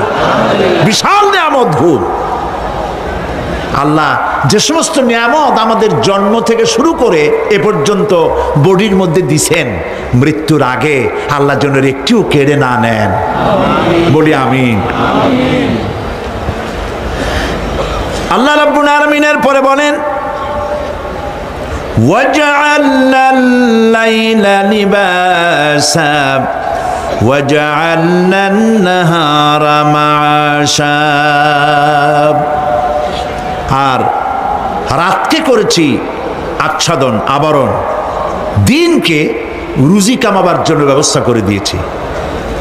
দিনের বেলা রুজি কামাবেন, দিনের বেলায় ঘুমায় থাকবেন না। বহুত মানুষ আছে সকালবেলায় ঘুম দিল, 12টা 1টা বাজে গেল। উর্দুতে ছোটবেলায় পড়েছিলাম, জিসনে সোয়া উসনে খোয়া, যে ঘুমাইলো সব সর্বনাশ করলো। অসময় ঘুমানো, অসময় ঘুমানো সর্বনাশ হয়ে যাবে সব। এই জন্য আল্লাহ পাক বলেছেন, দিনটারে বানাইছি রুজি কামাবার জন্য। রুজি কামাও, রুজি কামানো এটাও একটা ইবাদত। রুজি কামানো কি? হালাল রুজি কামাবেন, ইবাদত। আপনি যে আপনার স্ত্রীকে একটা ব্লাউজ কিনে দেন, কাপড় চোপড়, প্রয়োজনীয় কসমেটিক্স কিনে দেন, আপনি যে বাজার ঘাট করেন, সব হালাল পয়সা যদি হয়, সাদকা দেওয়ার মতো সমান সওয়াব হবে। রুজি কামাইতে হবে, এটা আল্লাহ পাকের হুকুম, রুজি কামাও। ফাইদা কুদিয়াতিস সালাত ফান্তাশিরু ফিল আরদ ওয়াবতাগু মিন ফাদলিল্লাহ। সুবহানাল্লাহ বলেন। নামাজ যখন শেষ হয়ে গেল, ফাইদা কুদিয়াতিস সালাত, নামাজ যখন শেষ হয়ে গেল, ফান্তাশিরু ফিল আরদ, তখন জমিনে ছড়িয়ে পড়ো আর আমার অনুগ্রহ, রিস্ক অনুসন্ধান করো। সুবহানাল্লাহ। মসজিদে বসে বসে খালি তসবিহ টিপতে থাকো না, কাজের সময় কাজ করো। অফিস থেকে বলে আসছে জোহরের নামাজ পড়তে যাই, জোহরের নামাজ পড়িয়ে তারপর নফল পড়া শুরু করছে। এরপরে দোয়া দুরূদ পড়া শুরু করছে। 1 ঘন্টা অফিসের সময় নষ্ট করেছেন। ফরজ নামাজ সুন্নত নামাজ পড়তে যতটুকুন লাগবে এর থেকে বেশি সময় নিলে বেতন হালাল হবে না। আপনি মিথ্যা কথা বলে মিথ্যা ছুটি নিয়ে দিনের কাজ করতে পারেন না। আপনার রুজি হালাল হইতে হবে। আপনার নফল নামাজ পড়া দরকার, রাত পড়ে আছে, রাতের বেলা গিয়ে জনমের মতো নফল পড়েন, কে নিষেধ করবে? মনে থাকবে কথা? প্রিয় ভাই সব, হযরত ওমর ফারুক রাদিয়াল্লাহু তাআলা আনহু তিনি একবার মসজিদ নববীর মধ্যে দেখলেন ফজরের সময়, জোহরের সময় তিনি দেখলেন ফজরে যাদের দেখলাম এক জায়গায় বসা 5-7টা লোক, জোহরে তো তাদেরই দেখতেছি, আসরের সময় দেখলেন ওইখানে বসা, মাগরিবেও দেখলেন, এশায়ও দেখলেন। এশার নামাজের পর তিনি প্রশ্ন করলেন, তোমরা কারা? বলল যে আমরা হলাম দূরের থেকে আসছি, মসজিদে নববী শ্রেষ্ঠ মসজিদ, এখানে বসে বসে আল্লাহর জিকির আজগার করি। তো আল্লাহর জিকির আজগার করো, নামাজ পড়ো, খাও কি? কাজে কিছু লোক আছে ওরা মেহেরবানি করে রান্না করে আনিয়া আমাদের খাওয়াইয়া যায়। হযরত ওমর ফারুক রাদিয়াল্লাহু তাআলা আনহু বললেন, তাহলে তো তোমার চাইতে, তোমরা যে কয়জন এখানে বসে ইবাদত করো, তোমাদের চাইতে ওই ব্যক্তি অনেক উত্তম যে নিজে রুজি কামাই করে তোমাদের খাওয়ায় যায়, তোমরা তো অলস। শুনে রাখো, নামাজের সময় ছাড়া আগামীকাল এই জায়গায় যদি বসা দেখি, ব্যাট মেরে বের করে দেবো মসজিদ নববী থেকে। ইসলাম কাজের প্রতি উদ্দীপনা দিয়েছে, ইসলাম কাজের ট্রেনিং দিয়েছে। সুবহানাল্লাহ বলে কাজ করো আর খাও। বসে বসে বাপের বোঝা হইও না। আমাদের দেশে বহু পোলাপান আছে বাপের হোটেলে খায় আর মসজিদে গিয়া ঘুমায়, খুব সহজ কাম। কেন এরকম করো বাবাজি? কয় চাকরি পাই না। আচ্ছা চাকরি পাও না, চাকরি তো আমাদের দেশে এক সোনার হরিণ, অথর্ব মন্ত্রীর অথর্ব ভাগ্না চাকরি হয়ে যায়, কিন্তু ফার্স্ট ক্লাস ফার্স্ট হয়েছে এমএতে চাকরি হয় না। এটা দেশের কপাল, এটা দেশের দুর্ভাগ্য। কিন্তু চাকরি পাও নাই বলে বাপের ঘাড়ের বোঝা হয়ে থাকবা। বউতে তোমার ঘুম দেখা বউ একা একা কানবে, আল্লাহ কোন উল্লুকের সাথে বিয়ে হইল আমার, সারাদিন ঘুমায়। প্রিয় ভাই সব, চাকরি পান নাই তো অসুবিধা কি?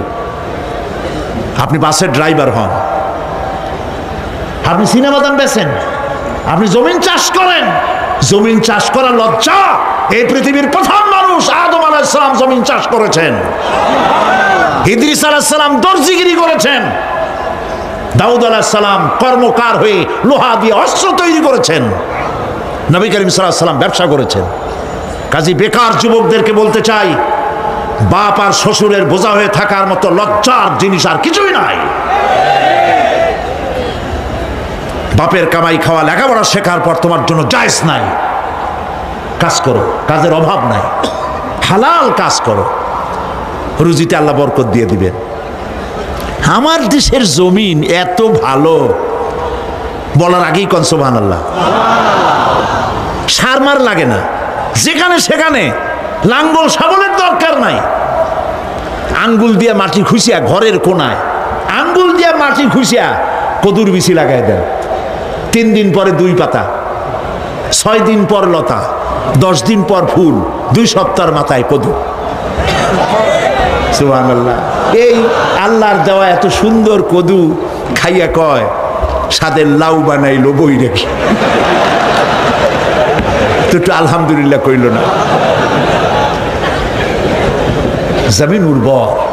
জার্মান থেকে এক কৃষি বিশেষজ্ঞ এসেছিলেন বাংলাদেশে, শুনেছিলেন এটা নাকি সোনার বাংলা। তো কেমন সোনার বাংলা দেখে আসি। তারপরে বাংলাদেশ ঘুরে টুরে দেশে গিয়ে রিপোর্ট করলো যে দেশটা সত্যিই ভালো, কোনো সন্দেহ নাই, কিন্তু চাষ হয় 3টা গরু দিয়া, সামনের 2টাও গরু, পিছনেরটাও গরু। রাগ করতেছেন না তো? মন্তব্য আমার না, মন্তব্য বিদেশিদের। গরু বলল কেন পিছনটারে? এই জন্য বলেছে এমন সোনার মাটি, মানে মাটি এত ভালো, জমিন এত ফার্টাইল, এত উর্বর, যে থেকে সায়েন্টিফিক প্রসেসে তারা কৃষি উৎপাদন করতে পারে না। কারণ সব মূর্খ লোকেরাই চাষাবাদ করে, আর শিক্ষিত লোকেরা বসে থাকে কবে একটা শেয়ার পাবে, আর কলমের গুতা দিয়া গভর্নমেন্টের টাকা চুরি করবে। প্রিয় ভাই সব, পিঠের উপরে পিস্তল ঠেকাইয়া চাঁদাবাজি করা যেমন গুন্ডামি, ফাইল আটকায় রেখে টাকা আদায় করা অফিসারদের জন্য তার থেকেও মাস্তানি। এই মাস্তানি থেকে শিক্ষিত লোকদেরকে বাঁচতে হবে। ভিক্ষুক দুই রকম, শিক্ষিত ভিক্ষুক, অশিক্ষিত ভিক্ষুক। অশিক্ষিত ভিক্ষুকরা হাত পাও নাই, ল্যাংরা লুলা, আল্লাহর হস্তে একটা টাকা দেন, সারাদিন খাই নেই, এই হলো অশিক্ষিত ভিক্ষুক। আর শিক্ষিত ভিক্ষুকরা টাই, স্যুট, প্যান্ট, সেন্ট স্প্রে করে তারপরে গভর্নমেন্টের শ্বশুরের চেয়ারে গিয়ে বসে চাইয়ে টাকা নেয়। এই কাজটা যদি করে নিতে হয় 50,000 টাকা দিবা, 1 কোটি টাকা দিবা। ভিক্ষুকের চাইতে কলঙ্ক, মানুষ নামের অজঙ্ক, পশুর চাইতে নিকৃষ্ট যারা সরকারের চেয়ারে বসে জনগণের টাকা এভাবে চাইয়ে নেয়, ঘুষ নেয়। নাউজুবিল্লাহ বলো। এটা ঘুষের টাকা নয়, জাহান্নামের আগুন। শান্তি পাইবে না। বেতন পাও 10,000 টাকা, কামাই করো 1 লাখ টাকা বা 50,000 টাকা, বরকত নাই, অশান্তি। ঘরের মধ্যে বউতে কথা শোনে না, বেচারা সরকারি অফিসে বসে বহুত কামটাম করিয়া কষ্ট করে বাড়ি ফিরছে, বউর একটু আদর নেবে, ভাত বাড়ি টাড়ি খাওয়াবে, সেগুড়ে বালি দেখে বউ ভ্যানিটি ব্যাগ হাতে নিয়ে বাস ফটফট করিয়া হাই হিল পাই দিয়ে বাড়ি চলে যাচ্ছে। কই যাও? আমার মিটিং আছে ক্লাবে। ছেলে একটা উল্লুকের মতো চুল, ভাল্লুকের মতো নখ, সোনার চেন গলায়। আরে বেটা তুই কই যাস? কয় আমার গার্লফ্রেন্ডের কাছে যাই। ওইটা মামলায়, এটা মকদ্দমায়, বউ বাইরে, কোনোটার সাথে শান্তি নেই। একটা কয় আমার পেট ব্যথা, আর একটা কয় মাথার যন্ত্রণা, আর একটা কয় আমি মরব। শান্তি আছে? শান্তি নাই। কেন শান্তি নাই বলবো? সেটা বলবো। শান্তি এই জন্য নাই, ঘুষের টাকা মানুষে আনন্দ করে দেয় না, বড় কষ্টের সাথে দেয়। আমার কাজটা আপনি করে দিবেন, এই জন্যই তো আমি গভর্নমেন্ট আপনাকে বেতন দিয়ে ওখানে বসাইছেন। আপনার একটা গাড়ি দিয়েছে গভর্নমেন্ট, দেয় নাই? একটা গাড়ি দিয়েছে, একটা বাড়ি দিয়েছে, পিএস দিয়েছে, এপিএস দিয়েছে, কম্পিউটার দিয়েছে, বডিগার্ড দিয়েছে, আর সান কি? এরপরেও টাকা, এই টাকার কোনো শেষ নাই।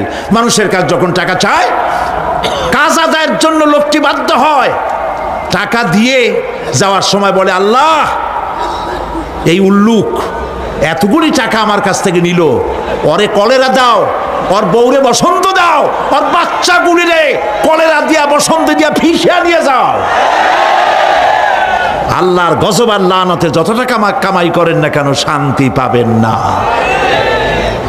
এই জন্য হালাল রুজি কামাতে হবে। ইবাদত কবুল হওয়ার জন্য তার শর্ত হচ্ছে হালাল রুজি। শর্ত কি? হালাল রুজি। এই হালাল রুজি কামাতে পারলে তাহলেই আপনার ইবাদত আল্লাহর দরবারে মঞ্জুর হবে। সুবহানাল্লাহ বলেন। প্রিয় ভাই সব, এরপরে আল্লাহ পাক বলছেন,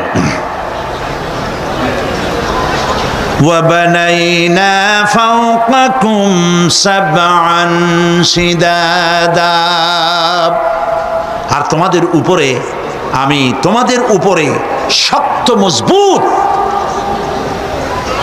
7টি আকাশ সৃষ্টি করেছি। সুবহানাল্লাহ।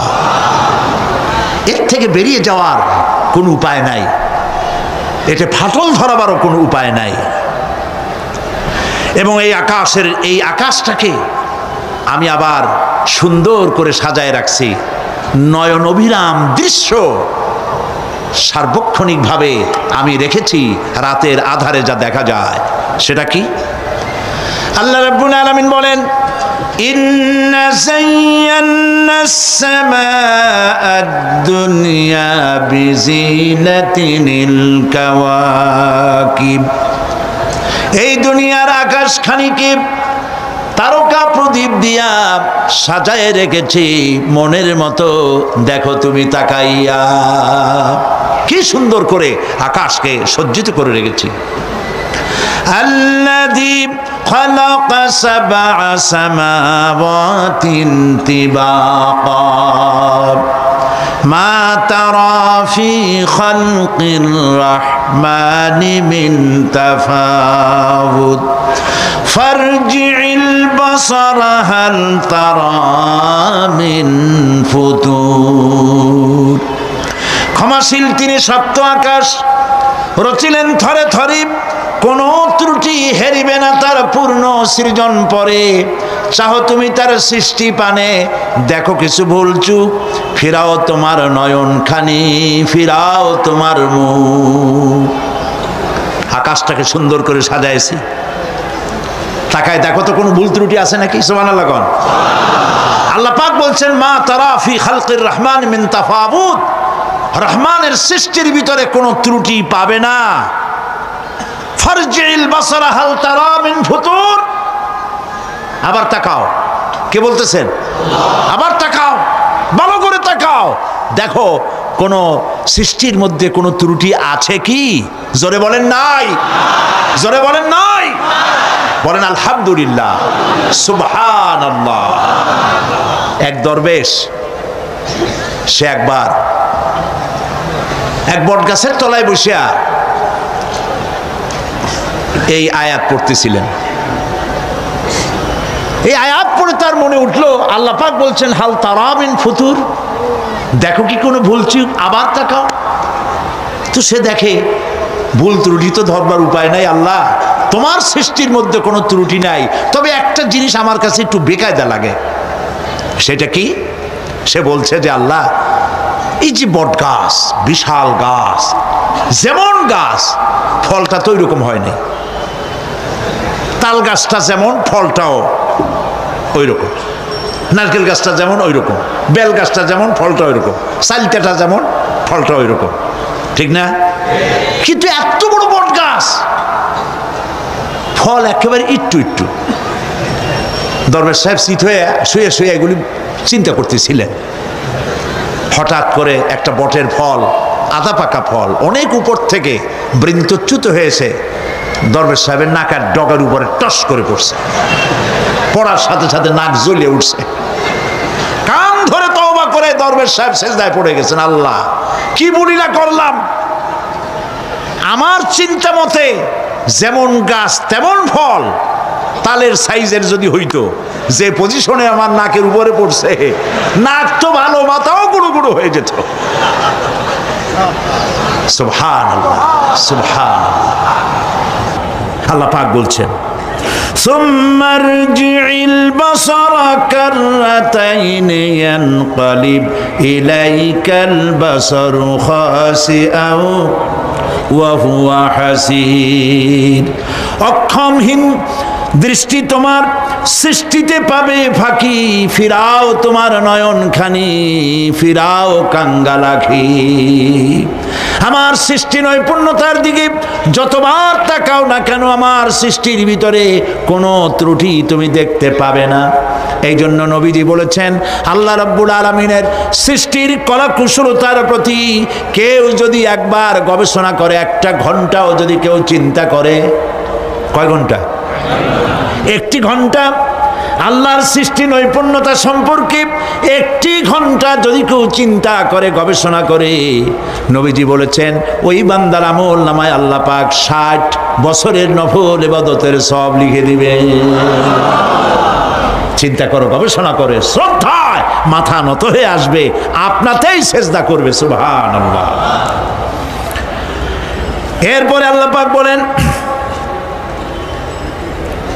وَجَعَلْنَا سِرَاجًا وَهَّاجًا।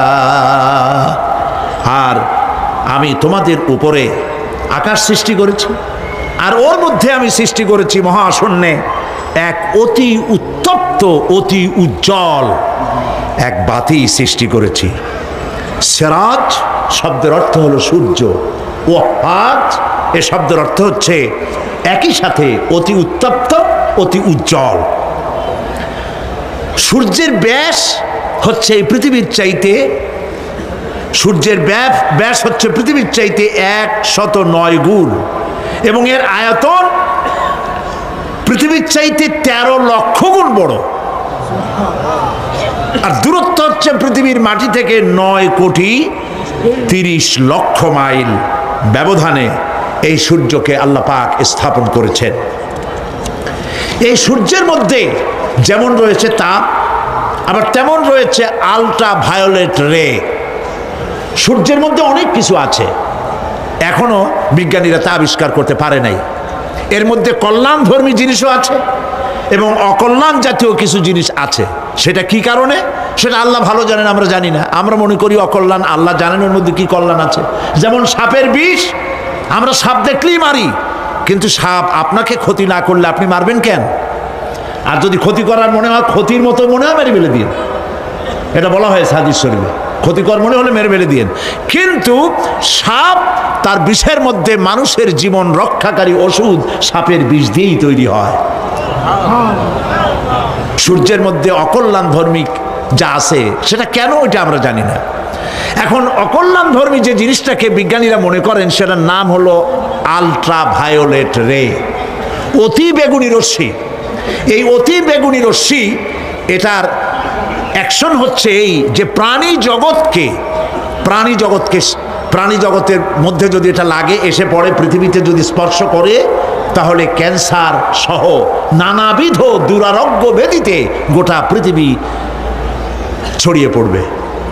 ওই আল্ট্রাভায়োলেট রে যাতে পৃথিবীর মাটি স্পর্শ করতে না পারে, সেজন্য আল্লাহ রাব্বুল আলামিন ওজোন স্তর তৈরি করেছেন। OZONE, ওজোন স্তর তৈরি করা আছে, যাতে করে ওই রেটা পাস করতে না পারে। সেই রেতে বিজ্ঞানীরা লক্ষ্য করেছে, রেতে ফাটল ধরেছে। সূর্য কত দূরে? 9,30,00,000 মাইল দূরে। মানুষেরা, বিজ্ঞানীরা টের পেয়েছে যে ওজোন স্তরে ফাটল ধরেছে। সুবহানাল্লাহ। আল্লাহ পাক বলছেন, ওমা উতীতুম মিনাল ইলমি ইল্লা কালিলা, তোমাদেরকে খুব সামান্যতম জ্ঞান আমি দান করেছি। সামান্য জ্ঞান দিয়ে গেছে কদ্দূর দেখেন। সুবহানাল্লাহ বলেন। চিন্তায় শ্রদ্ধায় মাথা নত হয়ে আসবে। এগুলি যদি হয় সাধারণ জ্ঞান, ছোট্ট জ্ঞান, সামান্যতম জ্ঞান, তাহলে আমার আল্লাহ সুবহানাহু ওয়া তাআলার জ্ঞান কত অসীম, কত অনন্ত, কত চিরন্তন। সুবহানাল্লাহ। সে আল্লাহ রাব্বুল আলামিন ওজোন স্তরকে রেখেছেন, ওটা ক্র্যাক করেছে। কেন ক্র্যাক করেছে? ক্র্যাক করেছে এনভায়রনমেন্ট নষ্ট করার কারণে। আমরা গাছ কেটেছি, যত গাছ কেটেছি তত গাছ লাগাই নেই। টেলিভিশনে যে গাছ সম্পর্কিত যে বিজ্ঞাপনগুলি দেওয়া হয়, এগুলি নিছক কোনো বিজ্ঞাপনের উদ্দেশ্যে বিজ্ঞাপন নয়, এগুলি বাস্তব। নবী করিম সাল্লাল্লাহু আলাইহি সাল্লাম গাছ কাটতে নিষেধ করেছেন। প্রয়োজনে কাটুন, প্রয়োজনে, বিনা প্রয়োজনে আপনি গাছের পাতাও ছিঁড়বেন না, প্রয়োজনে গাছটাও কেটে ফেলতে পারেন। পাতা ছিঁড়বেন না কেন? যেহেতু প্রত্যেকটি পাতা আল্লাহ রাব্বুল আলামিনের জিকির করছে।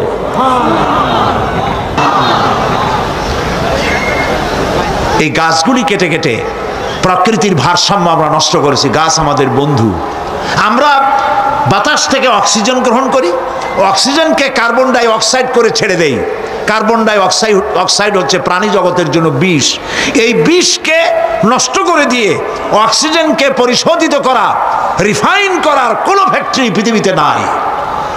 আল্লাহ রাব্বুল আলামিন এই সৃষ্টি জগৎকে বাঁচাবার জন্য অসংখ্য গাছ বানিয়েছেন, আর গাছের খাদ্য বানিয়েছেন কার্বন ডাই অক্সাইড। আমার জন্য যেটা বিষ, সেটা গাছের জন্য খাদ্য। গাছ সারা রাত এটাকে খাইলো, দিনের বেলায় সূর্যের তাপে এই কার্বন ডাই অক্সাইড আর গাছের সবুজ রং, পাতার সবুজ রঙে মিলে এক প্রকারের রন্ধন ক্রিয়ার মধ্য দিয়ে কার্বন ডাই অক্সাইড আবার ফ্রেশ অক্সিজেন হয়ে পৃথিবীর প্রাণী জগৎকে বাঁচার জন্য পথ উন্মুক্ত করে দেয়। আল্লাহ সুবহানাহু ওয়া তাআলা তিনি বলছেন, এভাবে করে আমি এই সূর্যের তাপ দিয়ে পৃথিবীবাসীকে কল্যাণধর্মী হিসেবে সূর্যকে সৃষ্টি করেছি। এই সূর্যের তাপ, এটি একটি বিরাট অগ্নিকুণ্ড। কোটি কোটি বছর ধরে ভূপৃষ্ঠে আলো এবং উত্তাপ ছড়িয়ে যাচ্ছে। সুবহানাল্লাহ বলেন। বলেন তো, পৃথিবীর সমস্ত আগুন সব যদি এক জায়গায় করা হয়, সূর্য 1 সেকেন্ডে যে তাপ পৃথিবীতে দেয়, ওরকম 1 সেকেন্ডের তাপ পৃথিবীর সব আগুন এক জায়গায় হইয়া সমভাবে সর্বত্র ছড়াতে পারবে কি? সুবহানাল্লাহ, কি কুদরত আল্লাহ পাকের। চৈত্র বৈশাখ মাসে আল্লাহ পাক সূর্যের তাপ, এত তাপ দেন মাথার ঘাম পায়ে পড়তে থাকে। লোকেরা বলে কাঁঠাল পাকা গরম, তাল পাকা গরম। চট্টগ্রামে বলে কিনা? আবার এখন জানুয়ারি মাস, এখন আল্লাহ পাকের এসি প্লান্ট আল্লাহ ছেড়ে দিয়েছেন। সুবহানাল্লাহ, পৃথিবীর সমস্ত এসি প্লান্ট একসাথে ছেড়ে দেন, সারা পৃথিবী তো দূরের কথা, একটা জেলাও ঠান্ডা করতে পারবে না, একটা উপজেলাও ঠান্ডা করতে পারবে না। বড় জোর আপনার লোট্টা ফিশ, আপনার রূপচান্দা মাছ, ইলিশ মাছ, এগুলোর ঠান্ডা বানাই দিতে পারবে, কিন্তু একটা এলাকা ঠান্ডা বানাইতে পারবে না। বুদ্ধিজীবীদেরকে জিজ্ঞেস করি, মাথার চুল তো উঠাইছো, এই আল্লাহ পাকের কুদরত সম্পর্কে একটা সেকেন্ড চিন্তা করেছো কিনা? সুবহানাল্লাহ। মদিনা মুনাওয়ারা যেয়ে দেখুন, মদিনা মুনাওয়ারা, মসজিদ আন-নববী আশ-শরীফ, আল মদিনা আল মুনাওয়ারা, সোনার মদিনা। সুবহানাল্লাহ। আমি মদিনায় গিয়া এবারও বলছি, আল্লাহ যদি ফাহাদের মাফ করতে চান, মসজিদে নববী এবং মসজিদে হারামের যে এক্সটেনশন এবং হাজিদের জন্য যে উপকার করেছেন, আল্লাহ যদি মাফ করতে চান, এটা বড় আকারের একটা ওসিলা হয়ে যেতে পারে। এক সময় গরমে কষ্টে অস্থির হয়ে যেতাম মসজিদে নববীতে, এখন মসজিদে নববীতে ঢুকলে মনে হয় জান্নাতের মধ্যে। আর জান্নাত তো চিন্তা করা যায় না, কোনো চোখ নাই যা দেখছে, কোনো কল্পনা নাই, যা মন নাই যা কল্পনা করছে, এটার সাথে তুলনাই হবে না। তবে মনে হয় যেন শেখ আব্দুর রহমান আস-সুদাইস, তেমন সাউদ আশ-শুরাইব, তেমন শেখ আব্দুর রহমান আল হুজাইফি। সুবহানাল্লাহ, সুবহানাল্লাহ। এবার লাইলাতুল কদরে আল্লাহ পাকের মেহেরবানি, প্রতি বছর আমার একটা যাওয়ার, রমজানে একটা সুযোগ হয়, আল্লাহ করে দেন। বাইতুল শরফের মরহুম হযরত পীর সাহেব হযরত মাওলানা শাহ আব্দুল জব্বার রাহমাতুল্লাহ আলাইহি, নওয়ারাল্লাহু মারকাদাহু ওয়া জাআলাল জান্নাতা মাসওয়াহু। কলিজা থেকে দোয়া আসে। বহুত পীর দেখছি জীবনে, বাইতুল শরফের পীরের মতো পীর দেখি নাই।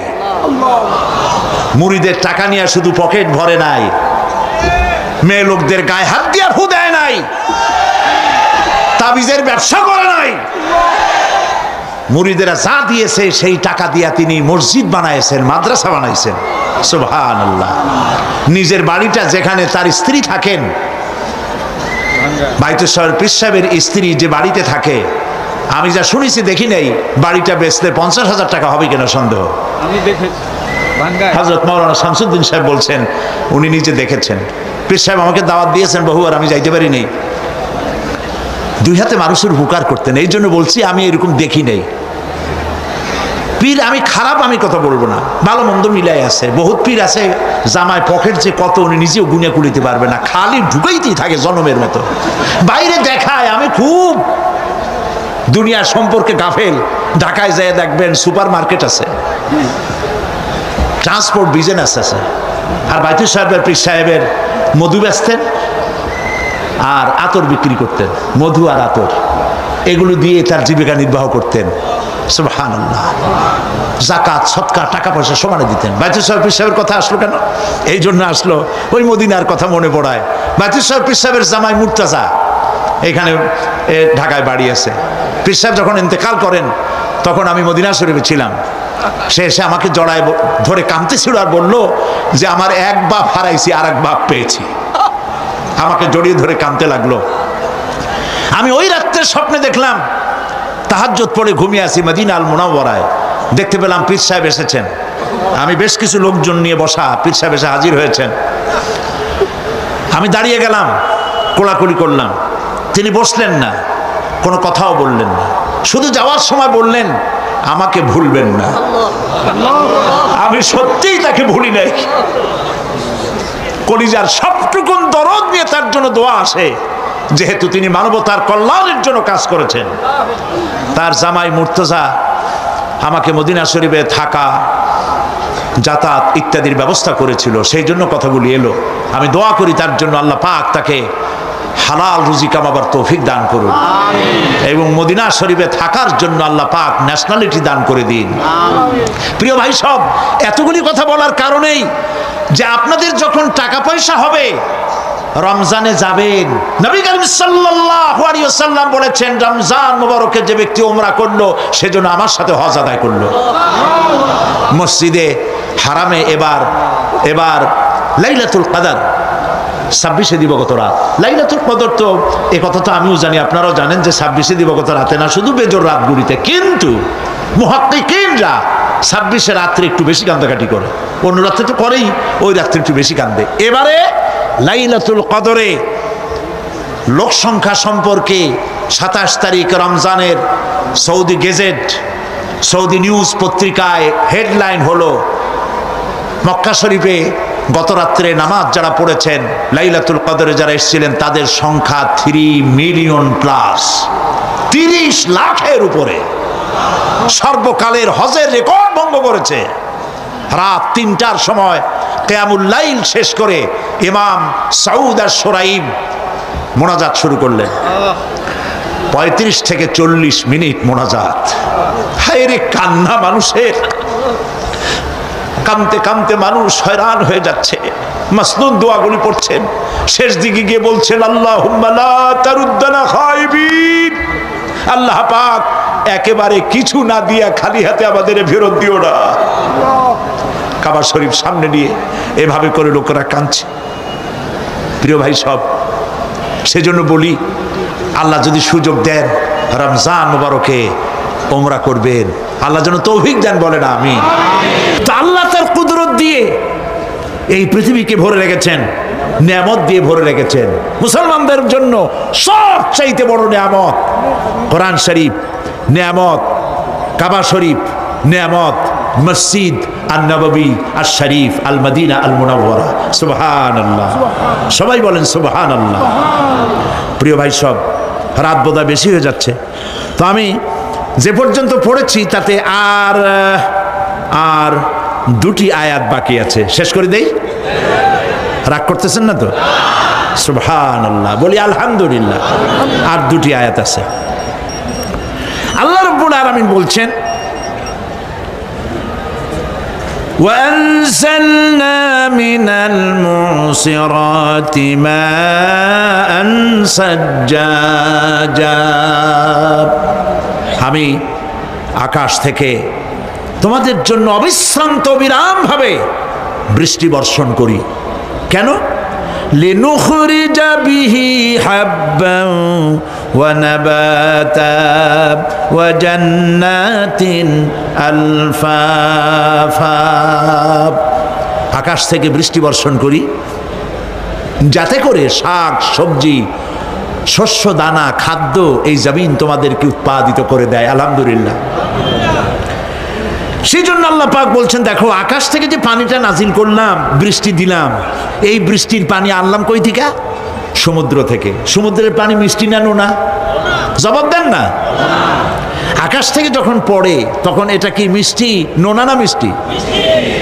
আল্লাহ রাব্বুল আলামিন বলেন, আফারাইতুমুল মাআল্লাযী তাশরাবুন আনতুম আনজালতুমুহু মিনাল মুজনি আম নাহনুল মুনজিলুন।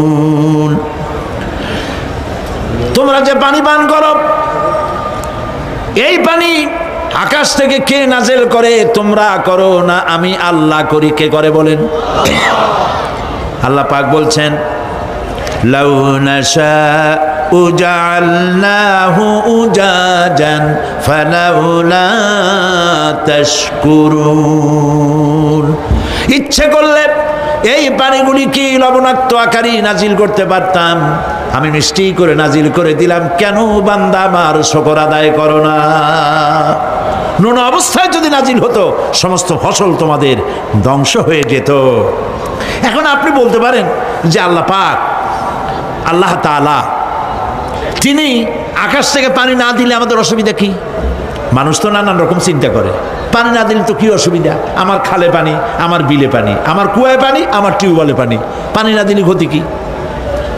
আল্লাহ পাক কোরআনে কারীমের মধ্যে বলেছেন, কুল আরাআইতুম ইন আসবাহা মাউকুম গাওরান ফামান ইয়াতিকুম বিমাইম মাইন। বলো দেখি সবে, শুকাইয়া যদি যায় এই জমিনের পানি, তাহলে হেথায় তটনির ধারা কে দিবে সবারে আনি। বান্দারে, বৃষ্টি না হইলে তুমি পানির পরোয়া করো না। সমুদ্রের পানি নেবা, নদীর পানি নেবা, কলের পানি নেবা। শুনে রাখো বান্দা, নদীর প্রবাহমান নদীর পানি, কলের পানি, টিউবওয়েলের পানি, মাটির পরতে পরতে পানি, সব যদি আমি শুকায় দেই, কে আছে এই পৃথিবীতে যে নতুন করে তোমার জন্য পানি আমদানি করে দিতে পারে? পারে কেউ? কেউ পারে না। এই পানি দিয়ে আমি তোমাদের জন্য ফসল ফলাই। লিনুখরিজা বিহি হাব্বান ওয়া নাবাতা। ইয়া আইয়ুহান নাসু যকুরু নি'মাতাল্লাহি আলাইকুম হাল মিন খালিকিন গায়রুল্লাহ। হে মানব সকল, স্মরণ করো আল্লাহ পাকের ওই নিয়ামতকে। ওই আল্লাহ ছাড়া তোমাদের কি এমন কেউ আছে? কোনো আল্লাহ, কোনো রিজেক দাতা? ইয়ারযুকুকুম মিনাস সামাই ওয়াল আরদ, যিনি আকাশ এবং জমিন থেকে তোমাদেরকে রিজেক দিতে পারেন। লা ইলাহা ইল্লা হুয়া, ওই আল্লাহ ছাড়া কেউ নাই। ফাআন্না তুফাকুন, যাও কই? কেন বিভ্রান্ত হও? আল্লাহ পাক আকাশ থেকে পানি দিলেন, জমিনের ফসল উৎপাদন করে দিলেন, আর এরপরে আল্লাহ পাক বলেন ওয়া জান্নাতিন আলফাফা, আর ঘন সন্নিবদ্ধ নিবিড় বাগান বানায় দিলাম। সুবহানাল্লাহ বলেন। এখানে আল্লাহ পাক কি কি বললেন? শাক, লক্ষ্য করুন, শাক, সবজি, খাদ্যশস্য, উদ্ভিদ, এগুলো দিলাম, আর সাথে সাথে ঘন নিবিড় বাগান বানাইলাম। নিবিড় বাগান দেখছেন? দেখেন নাই, বোঝেন নাই, তাই দেখেন নাই, তা না হলে দেখছেন। কক্সবাজার যাওয়ার সময় দেখেন না গাছের, রাস্তার দুই ধারে কত গাছ, দেখছেন কি না? রাঙ্গামাটি যাওয়ার সময়, বান্দরবনে যাওয়ার সময় কার বাবা এই গাছগুলি লাগাইছে? কোন? কে লাগিয়েছে? আল্লাহ। চিল্লায় বলেন, কে লাগিয়েছে? পাহাড়ের গাছ কি আপনি লাগাইছেন? তো কথা কইতে পারলেন না কেন? কে লাগিয়েছে? আল্লাহ পাক। সুন্দরবন ফরেস্ট এরিয়া দেখছেন কোনোদিন? না দেখলে যাইয়েন, দেখে এসেন। বিশাল এরিয়া, বঙ্গোপসাগরের কিনারা দিয়া খুলনা, সাতক্ষীরা, এই বিরাট অঞ্চল, বরিশাল, খুলনা, সাতক্ষীরা, পটুয়াখালী, বিরাট এরিয়া নিয়ে রয়েছে সুন্দরবন। শত শত মাইল। সুবহানাল্লাহ বলে। বিশাল গাছ, গাছের এরিয়া। এই গাছগুলি কে লাগাইছে? জোরে বলেন, কে লাগাইছে? এই গাছগুলি নার্সিং করেন কে? একটা জিনিস দেখে আমি অবাক হয়ে গেছি, সেটা হলো এখানে বহু রকমের গাছ আছে।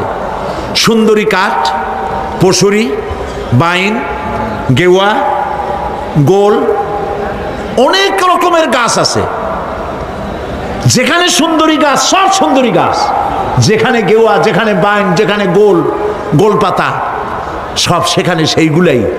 অথচ কেউ যে গাছগুলি লাগাই দিয়ে আসে নাই। আরেকটা অসুবিধা, আরেকটা জিনিস হচ্ছে, জোয়ারের সময় এই এলাকা ডুবে যায়, 1 হাত 1.5 হাত পানি হয় গাছের গোড়ায়। যে ফলগুলি পড়ছিল গাছ দিয়া, এই ফলগুলি ভাটির টানে চলে গেল, নিচে নেমে গেল, নদীতে নেমে গেল, আবার জোয়ারের টানে উঠে আসলো, পানিতে ভেসে ভেসে ফলগুলি ভারী হয়ে গেল। এক সময় ভাটির টানে আর গেল না। এই গাছগুলিকে, সুন্দরী গাছের মধ্যেই সুন্দরী ফল, বাইনের মধ্যে বাইনের ফল, কে সাজাইয়া এই সুন্দর বাগানগুলি বানাইলো? চিল্লায় বলো। ওয়া জান্নাতিন আলফাফা, ঘন নিবিড় সন্নিবদ্ধ বাগান আমি সৃষ্টি করেছি। সুবহানাল্লাহ বলে। এই গাছগুলি মানুষেরা জন্মের খাওয়া খায়। বন বিভাগে যারা দায়িত্বে থাকে মনে করে শ্বশুরের লাগানো গাছ, বাজানের লাগানো গাছ, সমানে কাটে চোরের মতো বিক্রি করে। এরা ডাকাত, এরা চোরের চাইতেও নিকৃষ্ট, যারা গাছ চুরি করে। আল্লাহ পাক জানেন মানুষের খাসলাত। এই ফরেস্ট বিভাগে, বন বিভাগে যারা চাকরি করেন, সব খারাপ আমি তা বলবো না, ভালো মন্দ মিলেই আছে। কিছু আছে জম্মের খাওয়া খায়, ঘুষ খায় আর গাছগুলো বেচে ছাড়িয়ে দেয়, সর্বনাশ করে দেয়। আল্লাহ পাক তার মানসা, তার মর্জি মোবারক হচ্ছে এই যে গাছগুলি যেন বংশ অনুক্রমে পৃথিবীর মানুষ বছরের পর বছর, শতাব্দীর পর শতাব্দী, সহস্রাব্দীর পর সহস্রাব্দী যেন ভোগ দখল করতে পারে। সেজন্য আল্লাহ রাব্বুল আলামিন এই বন জঙ্গল রক্ষা করার জন্য নিজস্ব গার্ড বাহিনী রেখে দিয়েছেন। চিন্তা করছেন সেই গার্ড বাহিনী কারা? বন্য হাতি, রয়্যাল বেঙ্গল টাইগার, বড় বড় সাপ। আপনারা যান, যায় দেখবেন সালাম কেমনে দেয়। রয়্যাল বেঙ্গল টাইগার জীবিত মানুষ খায় না। তার অর্থ কি? তার অর্থ হলো বাঘের মুখোমুখি মানুষ যখন হয়, তখন বাঘের চেহারা দেখে মানুষের রুহু গলার কাছে এসে যায়। আধমরা তখনই হয়। এরকম জীবনে আমার এক পজিশন হয়েছিল। লন্ডনে আমাকে আমার ভক্তরা বলল যে সাফারি পার্ক আমাকে দেখাবে। তখন চলো সাফারি পার্ক কি? কয় যে সব জন্তু জানোয়ার ছাড়িয়ে দেওয়া, ওর মধ্যে দিয়া গাড়ি নিয়ে যেতে হবে। তাই বললাম থাবা দিয়ে যদি গাড়ির গ্লাস গ্লাস ভাঙে? তা বললো যে ওখানে পুলিশ আছে, লোকজন আছে, হর্ন জোরে বাজাইতে হবে, নিয়ম আছে, তাহলে তারা আসবে এবং বন্দুকের মধ্যে রাবারের গুলি আছে, বিষ মাখানো, ওইটা মেরে দেবে। তারপরে জন্তুটা পড়ে যাবে, তার ঘুম আসবে, তখন বেঁচে যাবে। আমি দেখার লোভও সামলাইতে পারলাম না, আর ভয় তো ঘামে গেলাম। আল্লাহ ভরসা করে গেলাম। বিশাল এরিয়া, আল্লাহ যে কত দেখাইছে গোলামের, সুবহানাল্লাহ। সারা জীবন সেজদায় পড়েও কুলাইতে পারবো না, কত আল্লাহ দেখাইছেন, সুবহানাল্লাহ। গেট দিয়ে ঢুকলাম, লোহার বিশাল গেট, বাঘ সিংহ সব ছাড়িয়ে দেওয়া জঙ্গলের মধ্যে। তা আমরা গেছিলাম একটা ভালো সময়, সকালবেলা। সেখানে সব গোস্ত, বড় বড় গোস্ত, এগুলো খাইতে দিছে। প্রাণীরা সব গোস্ত খাওয়ায় ব্যস্ত।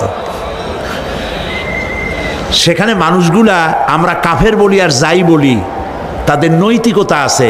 আমার দেশের বাঘগুলারে তাদের জন্য বরাদ্দ হচ্ছে গোস্ত, কিন্তু চার পায়া জন্তুরে হাড্ডি খাওয়াইয়া দু পায়া পশুগুলিতে গোস্তগুলো খাইয়ে ফেলে। জানোয়ার পশুর চাইতে নিকৃষ্ট, ঠিক কিনা বলেন? পশুর খাদ্য নিজে খায়। যাই দেখেন আমাদের দেশের চিড়িয়াখানাগুলির অবস্থা, বাঘ শুকায় গেছে, হরিণ শুকায় গেছে, সিংহ শুকায় গেছে। তার তো শুকাবার কথা না। পরে কে খাওয়ায় জঙ্গলে? কে খাওয়ায়? আল্লাহ পাক খাওয়ান, সুবহানাল্লাহ। এত বড় বড় গোস্তের টুকরা এক একটা বাঘে পেয়েছে। বাঘ একটারে নিয়ে গাছে উঠছে, আর একটা টানাটানি করতেছে, আর আমরা গাড়ি নিয়ে আসতে যাচ্ছি। এক বাঘ তার ওই গোস্ত ফালায় থুয়ে আমাদের দিকে আগায় আসতেছে। আমি বললাম আল্লাহ, যা ভয় করতেছিলাম আমি তখন, ওই যে বলেছি যে মরা মানুষ বাঘে খায় না, বাঘ দেখলেই কলজে উড়ে যায়। আমার হার্ট বিট এত বাড়ছে, আর আল্লাহ আল্লাহ করতেছি, দোয়া দুরুদ শেষ হয়ে গেছে পড়তে পড়তে। বাঘটা একেবারে গাড়ির কাছাকাছি আসছে, ইন্না লিল্লাহ পড়তে পড়তে সরে গেলাম। আল্লাহর মেহেরবানি, বাঘটাও কি মনে করলো এই যে ছোট্ট আল্লাহর ছোট্ট গোলাম, হরে খাইয়া কি হবে, বোঝা ছাড়িয়ে দিল আমার ওই মনে করে। তার যা শক্তি, গাড়ির গায়ে যদি থাপ্পড় মারতো, আমার টয়োটা গাড়ি ছিটকে আর এক জায়গায় পড়ে যেত। আল্লাহ বাঁচাই দিলেন, সুবহানাল্লাহ। সিংহের মধ্যে দিয়ে গেলাম, সিংহরা সব খোলামেলা খাইতেছে। সুতরাং আল্লাহ রাব্বুল আলামিন এই বাঘ, সিংহ, বড় বড় সাপ জঙ্গলের মধ্যে যদি না রাখতেন গার্ড হিসাবে, তাহলে এই ফরেস্ট ডিপার্টমেন্টের দোপায়া জন্তুগুলি সমস্ত জঙ্গলকে উজাড় করে ফেলে দিত। আল্লাহ এদের হেদায়েত করুন, জোরে বলেন আমিন। এই গাছ কেমনে চুরি করে মরিয়া দেখো। এখন তো মন্ত্রী সেলুট মারে পুলিশে, মরিয়া দেখো ফেরেশতারা কি দিয়ে মারে। প্রিয় ভাই সব, আল্লাহ রাব্বুল আলামিন এই সব জিনিস পৃথিবীকে দিয়েছেন। আর এইগুলি বলার পরে আল্লাহ পাক বলছেন যে এই চোখে দেখা জিনিসগুলি বললাম। কে বলতেছেন? চোখে দেখা জিনিসগুলি দেখালাম। এগুলি দেখে চোখ হলো, চক্ষুকে উন্মিলিত করার জন্য এই সব দৃষ্টান্ত আমি চোখের সামনে রেখে দিলাম। এর দ্বারা বোঝো এত বড় বিশাল আকাশ, অত বড় সূর্য, এত সুন্দর চাঁদ, এই পাহাড়, ওই সমুদ্র, এই বনবনানি যিনি সৃষ্টি করেছেন, আমার মতো ছোট্ট মানুষ মৃত্যুর পরে তিনি আবার জিন্দা করতে जगह जी लगाने के लिए ये दुनिया नहीं है, जगह जी लगाने के लिए ये दुनिया नहीं है, ये इबरत की जा है तमाशा नहीं है। এই পৃথিবী খেল তামাশা করার জায়গা না, দেখো আর শেখো আল্লাহ পাকের অপূর্ব সৃষ্টি, নৈপুণ্যতা, কলা কুশলতা দেখো, আর সেজদা দিয়ে আল্লাহ রব্বুল আলামিনের শুকরিয়া আদায় করো। সুবহানাল্লাহ। আমরা যদি তা করতে পারি, আল্লাহরে যদি বুঝতে পারি, আমাদের আমল আখলাক ভালো হয়ে যাবে। আমরা চুরি করে গাছ বেচবো না, ওজনে কম দেব না, খাদ্যে ভেজাল দেব না, ঘুষ খাবো না, সুদ খাবো না, প্রতারণা করব না, মিথ্যা কথা বলবো না। আমরা ভালো হয়ে যাব যদি এই একটি জিনিসকে বিশ্বাস করতে পারি যে আমার এই জীবন শেষ কথা নয়, আর একটা জীবন আসবে, সেই জীবনে এই জীবনের সব হিসাব দিতে হবে। আরো অনেক কথা বাকি, আজ বলবো না, বলবো আগামীকাল ইনশাআল্লাহ। সবাই বলি ইনশাআল্লাহ। প্রিয় ভাই, সব বন্ধুদের দাওয়াত দিয়ে আনবেন। দিন কিন্তু একদিন সরে যাবে। আল্লাহর এই নিয়ামতপূর্ণ কথাগুলি দিয়ে আমাকে আর যারা শোনেন সকলকে আল্লাহ যেন হেদায়েতের রাস্তা করে দেন, আমরা বলি আমিন। এখন পুরুষ 3 জন পুরুষ 1 জন মেয়ে, আজকে 3 জন পুরুষ 1 জন মহিলা ইসলাম কবুল করবেন, আলহামদুলিল্লাহ বলেন। আচ্ছা ভাইরা, আপনারা যদি বসে থাকেন, আমি তো আপনাদেরকে কখনো জোর জবরদস্তি করি না, যার যা খুশি তা করেন, কিন্তু মাহফিলের মধ্য দিয়া হাঁটাহাঁটি করা, আগে অনেকবার বলছি, এখন বলা ছাড়িয়ে দিছি। এগুলি আপনাদের বিবেকের উপরে ছাড়লাম। আপনি তো চাইতে পারবেনই, কেউ তো আপনার খুঁটির সাথে বাঁধিয়ে রাখবে না, আপনি দৌড়ান কেন? এতগুলি লোক নিজের বাপ দাদার ধর্ম পরিত্যাগ করে ইসলাম কবুল করতে আসছেন, আপনি বসে দেখতেও পারবেন না? কপাল পোড়া মুসলমান। আল্লাহ পাক সকলকে হেদায়েত দিন, জোরে বলেন আমিন। আজকে 3 জন পুরুষ আর 1 জন মহিলা ইসলাম কবুল করবেন। মহিলা যিনি, তিনি আছেন আমাদের মা বোনদের প্যান্ডেলে, আর ওই 3 জন এখানে এসছে। একজনের নাম সুদেব চন্দ্র হালদার, পিতা মৃত জিতেন্দ্র চন্দ্র হালদার। হ্যাঁ, তার ধর্ম হচ্ছে হিন্দু, বাড়ি কাঠালিয়া, বাকলিয়া, চট্টগ্রাম। বর্তমান মুসলমানি নাম পছন্দ করেছে মোহাম্মদ মনির হোসেন। কইছে যার নাম বলবো সে কাছে আসো।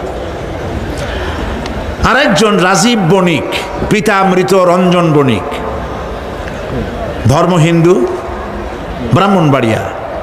বর্তমান নাম পছন্দ করেছে মোহাম্মদ নুরুল ইসলাম।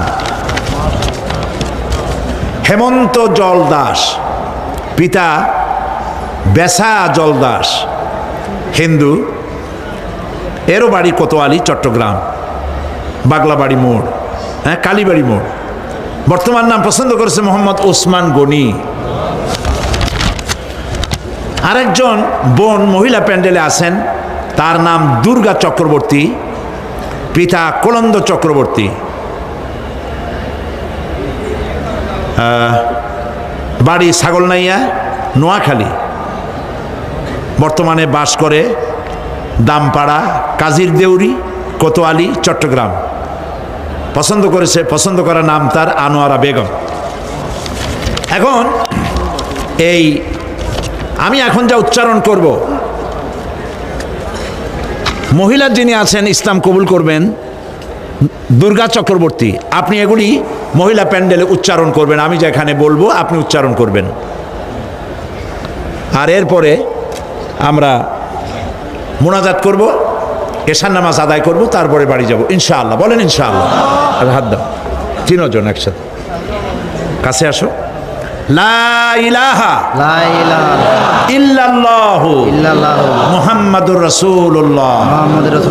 আল্লাহ ছাড়া কোনো ইলাহ নাই, মাবুদ নাই, মুহাম্মদ সাল্লাল্লাহু আলাইহি ওয়াসাল্লাম আল্লাহর প্রেরিত রাসূল।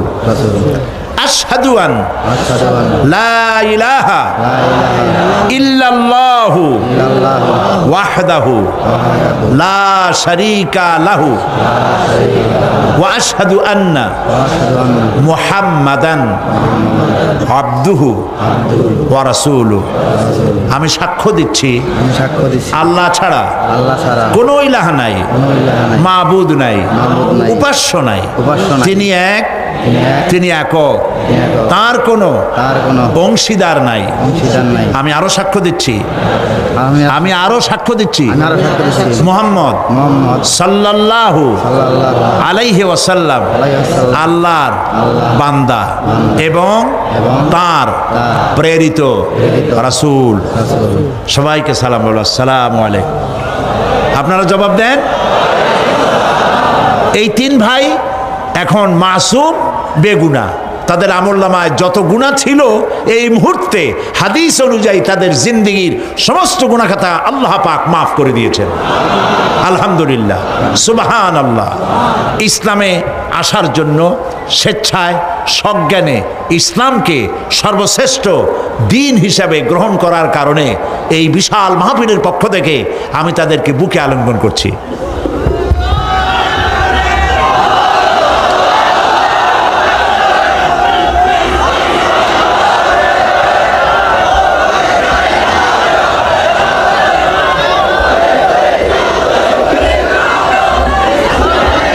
প্রিয় ভাই সব,